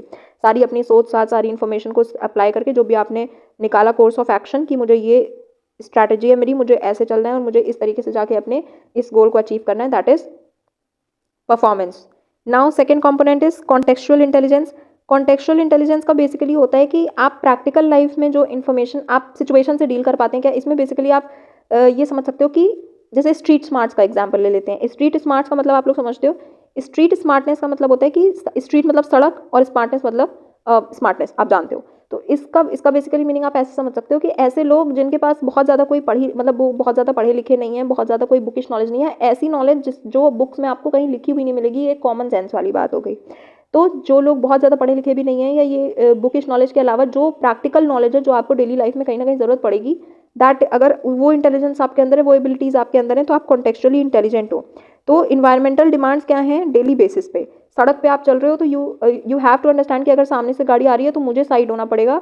ऐसा तो होगा नहीं कि वो कोई ज़रूरी नहीं है कि वो गाड़ी वाला जो है वो दूसरे साइड से चला जाए तो मैं ठुक जाऊंगी सड़क पे। तो इतना मुझे अकल होना चाहिए सड़क पे चलने के लिए कि मुझे जो है वो लेफ्ट साइड पे चलना है, या मुझे जो है वो अगर गाड़ी आ रही है तो या अगर कोई हॉर्न दे रहा है तो मुझे साइड हो जाना है, वरना तो गई मैं, उड़ जाऊंगी। तो कॉन्टेक्चुअली इंटेलिजेंस है कि ये बुक में कहीं आपको पढ़ाया नहीं जाएगा बेटा ऐसे ऐसे करते हैं ऐसी सिचुएशन में। हर सिचुएशन ऐसी नहीं होती जो आपको पढ़ा दिया जाएगा बुक में। तो अगर आप उतने काबिल हो, उतनी इंटेलिजेंस आपके अंदर है कि आप कॉन्टेक्स्ट में चीज़ों को समझ के और सही तरीके से सही एक्शन ले पा रहे हो, that is contextual intelligence. Experiential intelligence basically होती है कि पास्ट में जो भी आपके एक्सपीरियंसेस रहे हैं आज तक, उनसे जो भी चीज़ें आपने सीखी, जो लेसन्स आपने लिए, उनका इस्तेमाल करके जो आगे आने वाली जो नई नई प्रॉब्लम्स हैं या आगे आने वाली जो परिस्थितियां हैं उनका निवारण हम कैसे करेंगे, उनके सोल्यूशंस हम कैसे निकालेंगे। This is the experiential intelligence. तो this was the theory of triarchic theory of intelligence. ठीक है। Planning, attention arousal and simultaneous successive model, मतलब इसका जो शॉर्ट फॉर्म है that is PASS model, and this was developed by JP Das, Jack Naglieri and Kirby in 1994। ठीक है। इस model के अकॉर्डिंग ये कहते हैं कि इसके अंदर 3 जो है वो न्यूरोलॉजिकल सिस्टम्स काम करते हैं। किसी भी टास्क को जब आप अकम्प्लिश करते हो या किसी प्रॉब्लम को आप सॉल्व करते हो तो 3 चीज़ें हैं जो अलग अलग लेवल पे अपने अपने लेवल पे काम कर रही हैं। ठीक है। अब वो क्या है? 3 तो इन्होंने डिवाइड किया है, वैसे 4 आप कह सकते हो कि पहला होता है arousal and attention, simultaneous processing, successive processing and planning. ये 4 होते हैं कंपोनेंट्स। ठीक है। 4 पास में 4 लेटर्स है ना, PASS, तो ये 4 कंपोनेंट्स हैं। बट बेसिकली ये जो प्रोसेसिंग का है ये एक ही कंपोनेंट में, मतलब 2 तरीके हैं सिर्फ, इसलिए इन्हें हम एक में डाल देते हैं। तो 3 फंक्शन न्यूरोलॉजिकल सिस्टम्स हैं जो कि फंक्शनल यूनिट्स ऑफ ब्रेन जिसे हम कहते हैं। जब भी कोई प्रॉब्लम आती है पहले आप क्या करोगे? आप अटेंशन दोगे कि ये जो प्रॉब्लम है उस पर कॉन्सेंट्रेशन अपनी फोकस करोगे। ठीक है। किसी जैसे अगर कोई मान लो स्टिमुलाई कोई भी आ रहा है तो पहले तो you have to attend to that stimuli to know about it, कि आसपास आपको चल क्या रहा है उसके लिए आप पहले किसी चीज़ पे अटेंशन दोगे तब तो आपको पता चलेगा। अगर आप बैठे हुए हो और अपनी सोच में गुम हो and you are not paying attention to what is happening around you in your surroundings, तो आपको पता ही नहीं चलेगा कि कोई दिक्कत क्या चल रही है, भैया 10 लोग किस किस बारे में बात कर रहे हैं अगल बगल। ठीक है। तो पहले तो आपके अंदर अराउजल होना चाहिए, यानी किसी भी स्टिमुलस को कैच करके उसको समझने की, अटेंड करने की, उसके ऊपर सबसे पहले आपको ये करना होता है। Then what do you do? एक होता है साइमल्टेनियस प्रोसेसिंग, जहाँ पर आप बहुत सारे काम एक साथ कर रहे हैं, बहुत सारी डायमेंशंस एक ही इन्फॉर्मेशन के एक साथ प्रोसेस कर रहे हैं। जैसे अगर मैंने कोई मान लो कोई मेरे घर में कोई जानवर घुसा है, मान लो स्नेक घुसा है। ठीक है। अब मैं एक ही टाइम पे क्या कर रही हूँ, ये प्रॉब्लम है, मैंने तो पहले अटेंशन दी कि अरे यार यहाँ पे तो कुछ मुझे अभी दिखाई दिया था, कुछ तो जा रहा था यहाँ से। ठीक है। मैंने पहले अटेंशन पे की, देन मैं वहाँ पर साइमल्टेनियस प्रोसेसिंग क्या हो रही है कि मैं ये भी देख रही हूँ, पहले मैंने देखा यार कि ये कितना लंबा है, फिर मैंने देखा इसका कलर क्या है, फिर मैंने उसके क्वालिटीज़ समझे और तब मैंने ये पूरा पता लगाया कि अच्छा ये एक जानवर है। तो उस वक्त पे मैंने पहले तो ये मैंने बहुत सारी चीज़ें देखी। तो इसके अंदर बेसिकली विजुअल स्पेशियल रीजनिंग आ सकती है कि आप चीज़ों के शेप को भी देख रहे हो, कलर को भी देख रहे हो, पैटर्न को भी देख रहे हो, बहुत सारी चीज़ें एक साथ देख रहे हो। जैसे ऑनलाइन शॉपिंग करते वक्त आप क्या करते हैं, आपको मान लो आपकी प्रॉब्लम है कि आपको एक शॉपिंग करनी है। ठीक है। आपने इस बात पर अटेंशन किया। नाउ अब वहाँ पर साइमल्टेनियस प्रोसेसिंग आप ये कर रहे हो कि आप बहुत सारे फिल्टर्स लगाते हैं। जैसे आपको वहाँ पे साइज़ भी ध्यान देनी है, फिर आपको कलर भी पर्टिकुलर चाहिए कि यार मुझे इस कलर का, फिर आपके पास पैटर्न भी है कि मुझे फुल स्लीव्स चाहिए या हाफ स्लीव्स चाहिए, या अगर मान लो आप को फॉर्मल चाहिए या कैजुअल चाहिए, बहुत फैंसी चाहिए या ऑफिस गोइंग सा कोई का ड्रेस चाहिए। तो इस तरीके से आप साइमल्टेनियसली बहुत सारे फिल्टर्स अप्लाई करते हैं। बहुत सारी चीज़ों को आपको ध्यान में रखना पड़ता है उस काम को करते वक्त, कि मुझे कलर भी ध्यान में रखना पड़ेगा, साइज़ भी होनी चाहिए, पैटर्न भी वैसा ही होना चाहिए, तभी मैं लूँगी, वरना तो मेरे अगर स्पेसिफिकेशंस के अकॉर्डिंग नहीं मिलेगा नहीं लूँगी। तो that is simultaneous processing. Successive processing का मतलब होता है कि आप इन्फॉर्मेशन को एक सीक्वेंशियल ऑर्डर में जो है वो अरेंज कर पा रहे हो, that is successive processing. And then comes planning. Planning का मतलब होता है कि आप जो भी प्रॉपर कोर्सेज ऑफ एक्शन है इस काम को करने के लिए, जिस बात पे मैंने अटेंशन दी, अब उसके बारे में मैं प्लान करूँगी कि कैसे कैसे मैं ये काम कर सकती हूँ। जैसे मान लो इसका एक एग्जांपल ले सकते हैं कि कोई ट्रिप पे आपको जाना है ना, सबसे पहले आप अटेंशन दोगे, आप पहले सोचोगे उस ट्रिप के बारे में कि मुझे जो है वो ट्रिप पे जाना है। तो उस वक्त पे आप जब बात कर रहे हो या आप अपने ग्रुप से वो बातें डिस्कस कर रहे हो तो उस वक्त पे आप और किसी चीज़ पे ध्यान नहीं दोगे।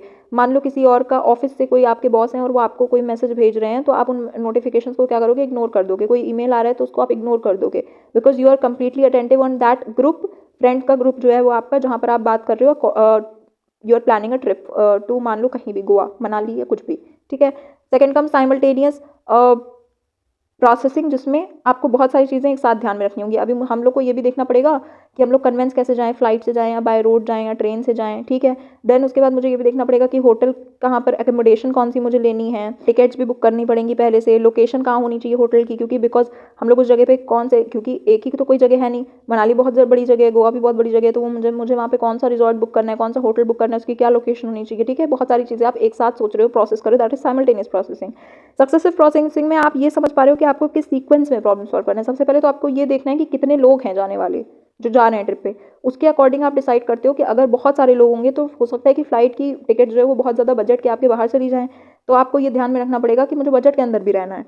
तो आपको ये देखना पड़ेगा कि कितने लोग जा रहे हैं। Then according to that you decide कि आपको कौन सा कन्वेंस से जाना है। Then you book that ticket उस कन्वेंस का।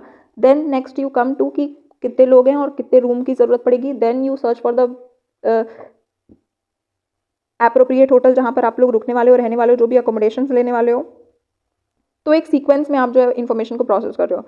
Next comes planning. प्लानिंग में जहाँ पर आप ये सोचोगे कि मतलब जैसे प्लानिंग तो एक्चुअली पहले ही हो जाती है, बट देन प्लानिंग में बाद में आप सोचोगे पैकिंग वैकिंग करने के लिए कि चलो हमने सोच लिया हमें वहाँ जाना है, अब मुझे वहाँ के इन्वायरमेंट के बारे में या वहाँ के क्लाइमेट के बारे में पता होना चाहिए, वेदर कैसा है वहाँ पे। तो अगर मनाली है तो बहुत ज़्यादा ठंडी वाली जगह है, बर्फ़ होगी वहाँ पे, तो मुझे किस तरीके के कपड़े रखने हैं या आपको प्लान करना पड़ेगा।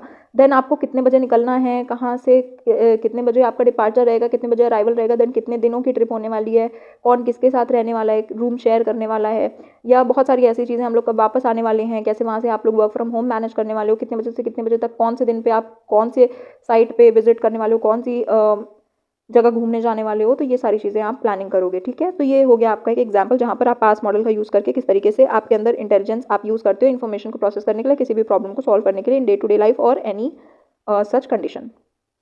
नाउ जो ये पास मॉडल काम करता है ये नॉलेज के बेसिस पे काम करता है, यानी आपके पास नॉलेज होनी चाहिए चीज़ों की। नॉलेज जो है वो आप कहाँ से गेन करोगे, रीडिंग राइटिंग एंड एक्सपेरिमेंटिंग से गेन करोगे, या इनफॉर्मली अपने एनवायरमेंट से भी अगल बगल चीज़ों को देखकर भी आप किसी चीज़ के बारे में नॉलेज गेन कर सकते हो। These processes are interactive and dynamic, मतलब ये एक दूसरे से डिपेंड हो सकती हैं। जैसे अगर मैं प्लानिंग कर रही हूँ तो अगर मान लो मुझे ये फ्लाइट की टिकट्स बुक करनी है तो ये मेरे इस पर भी डिपेंड करेगा कि मैंने क्या बजट सेट किया है, मेरी प्लानिंग में मैंने कितना बजट सेट किया है, और इसी बजट के according I have to book the flights और I have to book the tickets, और मुझे पूरा जो भी फाइनेंशियल जितना भी वहाँ पर खर्चा होने वाला, एक्सपेंडिचर होने वाला, that I have to manage, ठीक है। नाउ कॉग्निटिव असेसमेंट सिस्टम क्या होता है, ये दास एंड नेग्लिडी ने बनाया था कॉग्निटिव फंक्शंस को असेस करने के लिए। ये कुछ टास्क होते हैं, टेस्ट एक टाइप का होता है, और इसमें कुछ वर्बल और नॉन वर्बल टास्क होते हैं। This was basically design for 5 to 18 years of people, and इसमें बेसिकली इसका काम क्या होता है, ये मेनली क्या मेजर करता है, फंक्शंस इंडिपेंडेंट ऑफ स्कूलिंग, मतलब मतलब स्कूल से जो नॉलेज मिलने वाली होती है उस नॉलेज को छोड़ करके ऐसे फंक्शंस जो कि सबके अंदर बिना स्कूलिंग के भी पाए जाते हैं, उनके बेसिस पे हम लोगों को जज करते हैं। And then these are use to identify and address cognitive deficits in children with learning problems, और उनके अंदर जिनके अंदर कुछ प्रॉब्लम पाई जाती है, जिन बच्चों के अंदर, उनके अंदर हम बताते हैं कि उनके अंदर कुछ कॉग्निटिव डेफिसिट्स हैं, यानी कुछ कमी है, कुछ कॉग्निटिव एबिलिटीज़ उनके अंदर वीक हैं या पुअर हैं, और इसी वजह से उनको कुछ लर्निंग प्रॉब्लम्स फेस करनी पड़ रही हैं, ठीक है। Okay, so this was all about the first class of निर्माण बैच, जिसमें हमने क्लास 12th के फर्स्ट चैप्टर साइकोलॉजी का फर्स्ट चैप्टर स्टार्ट किया है और उसका फर्स्ट हाफ हमने पढ़ा। नेक्स्ट पार्ट में हम लोग इसके जो बचे हुआ जो भी चैप्टर का पार्ट है ये वो हम लोग नेक्स्ट पार्ट में कंप्लीट कर लेंगे, एंड देन थर्ड जो इस सीरीज़ की थर्ड वीडियो होगी उसमें हम लोग सेकंड चैप्टर स्टार्ट कर देंगे। इसके साथ साथ कुछ प्रैक्टिस सेशंस भी हो सकते हैं जहाँ पर आपको क्वेश्चंस को कैसे आंसर करना है, कैसे, और फिर उसके बाद CUET के बेसिस, बिकॉज हम लोग CUET के लिए भी प्रिपेयर कर रहे हैं, तो हम लोग को मल्टीपल चॉइस क्वेश्चंस के अकॉर्डिंग भी प्रिपरेशन करनी पड़ेगी, तो वो भी देखना पड़ेगा कि कैसे मल्टीपल चॉइस क्वेश्चंस बन सकते हैं। तो उसके लिए भी जो है वो मैं कुछ क्वेश्चंस या कुछ क्विजेस डालूंगी। वो सारे जो इस तरीके के जो प्रैक्टिस पेपर्स होंगे, क्वेश्चंस होंगे, वो सारे आपको इस टेलीग्राम ग्रुप में मिलेंगे, तो इस टेलीग्राम ग्रुप को ज़रूर ज्वाइन कर लीजिएगा। इसके साथ साथ मैं और detail notes, practice notes, mind maps और ये जो क्लास के नोट्स होने वाले हैं ये सारे भी, इसका PDF भी आपको सारे इसी टेलीग्राम चैनल में मिलने वाला है। इसकी लिंक आपको डिस्क्रिप्शन बॉक्स में मिल जाएगी, आप ये यूज़र नेम टाइप करके भी टेलीग्राम पर सर्च कर सकते हो, आपको ग्रुप मिल जाएगा। इसको ज़रूर से ज़रूर ज्वाइन कर लीजिएगा। इसमें बहुत सारे सैम्पल पेपर्स और ये बहुत सारी यूजफुल स्टडी मटेरियल आपको मिलेंगे। अगर क्लास आपको अच्छी लग रही है, सब कुछ अच्छे से समझ में आ रहा है, बिकॉज आप लोग देखते ज़रूर हो वीडियो बट लाइक नहीं करते और सब्सक्राइब नहीं करते चैनल को, और कमेंट में ये बताते भी नहीं हो कि आपको कैसा लगा है, तो प्लीज़ अपना फीडबैक कमेंट में ज़रूर दीजिएगा। मिलते हैं नेक्स्ट क्लास में, और बताइएगा कि क्या ये सीरीज़ अच्छी लग रही है, सब कुछ अच्छे से समझ में आ रहा है या नहीं। बिकॉज अभी तो मैं मोस्ट प्रोबेबली सारे स्कूल्स में एग्जाम्स चल रहे होंगे, बट मैंने फिर भी ये क्लासेस स्टार्ट अभी से इसलिए कर दी हैं ताकि हम लोग बहुत टाइम से जो है वो अपना सिलेबस कंप्लीट कर लें, एंड देन उसके बाद हमारे पास बहुत ज़्यादा टाइम बच जाए रिविजन्स के लिए भी, जहाँ पर हम लोग अगेन जो है वो कॉम्प्रिहेंसिव रिविजन्स करेंगे और अच्छे तरीके से जो है वो क्वेश्चंस की प्रैक्टिस करेंगे, आंसर राइटिंग की प्रैक्टिस करेंगे। सिर्फ जो है पढ़ने में ही सारा समय हमें नहीं लगा देना है, ठीक है। तो मिलते हैं नेक्स्ट क्लास में, तब तक के लिए take care, bye bye, keep studying.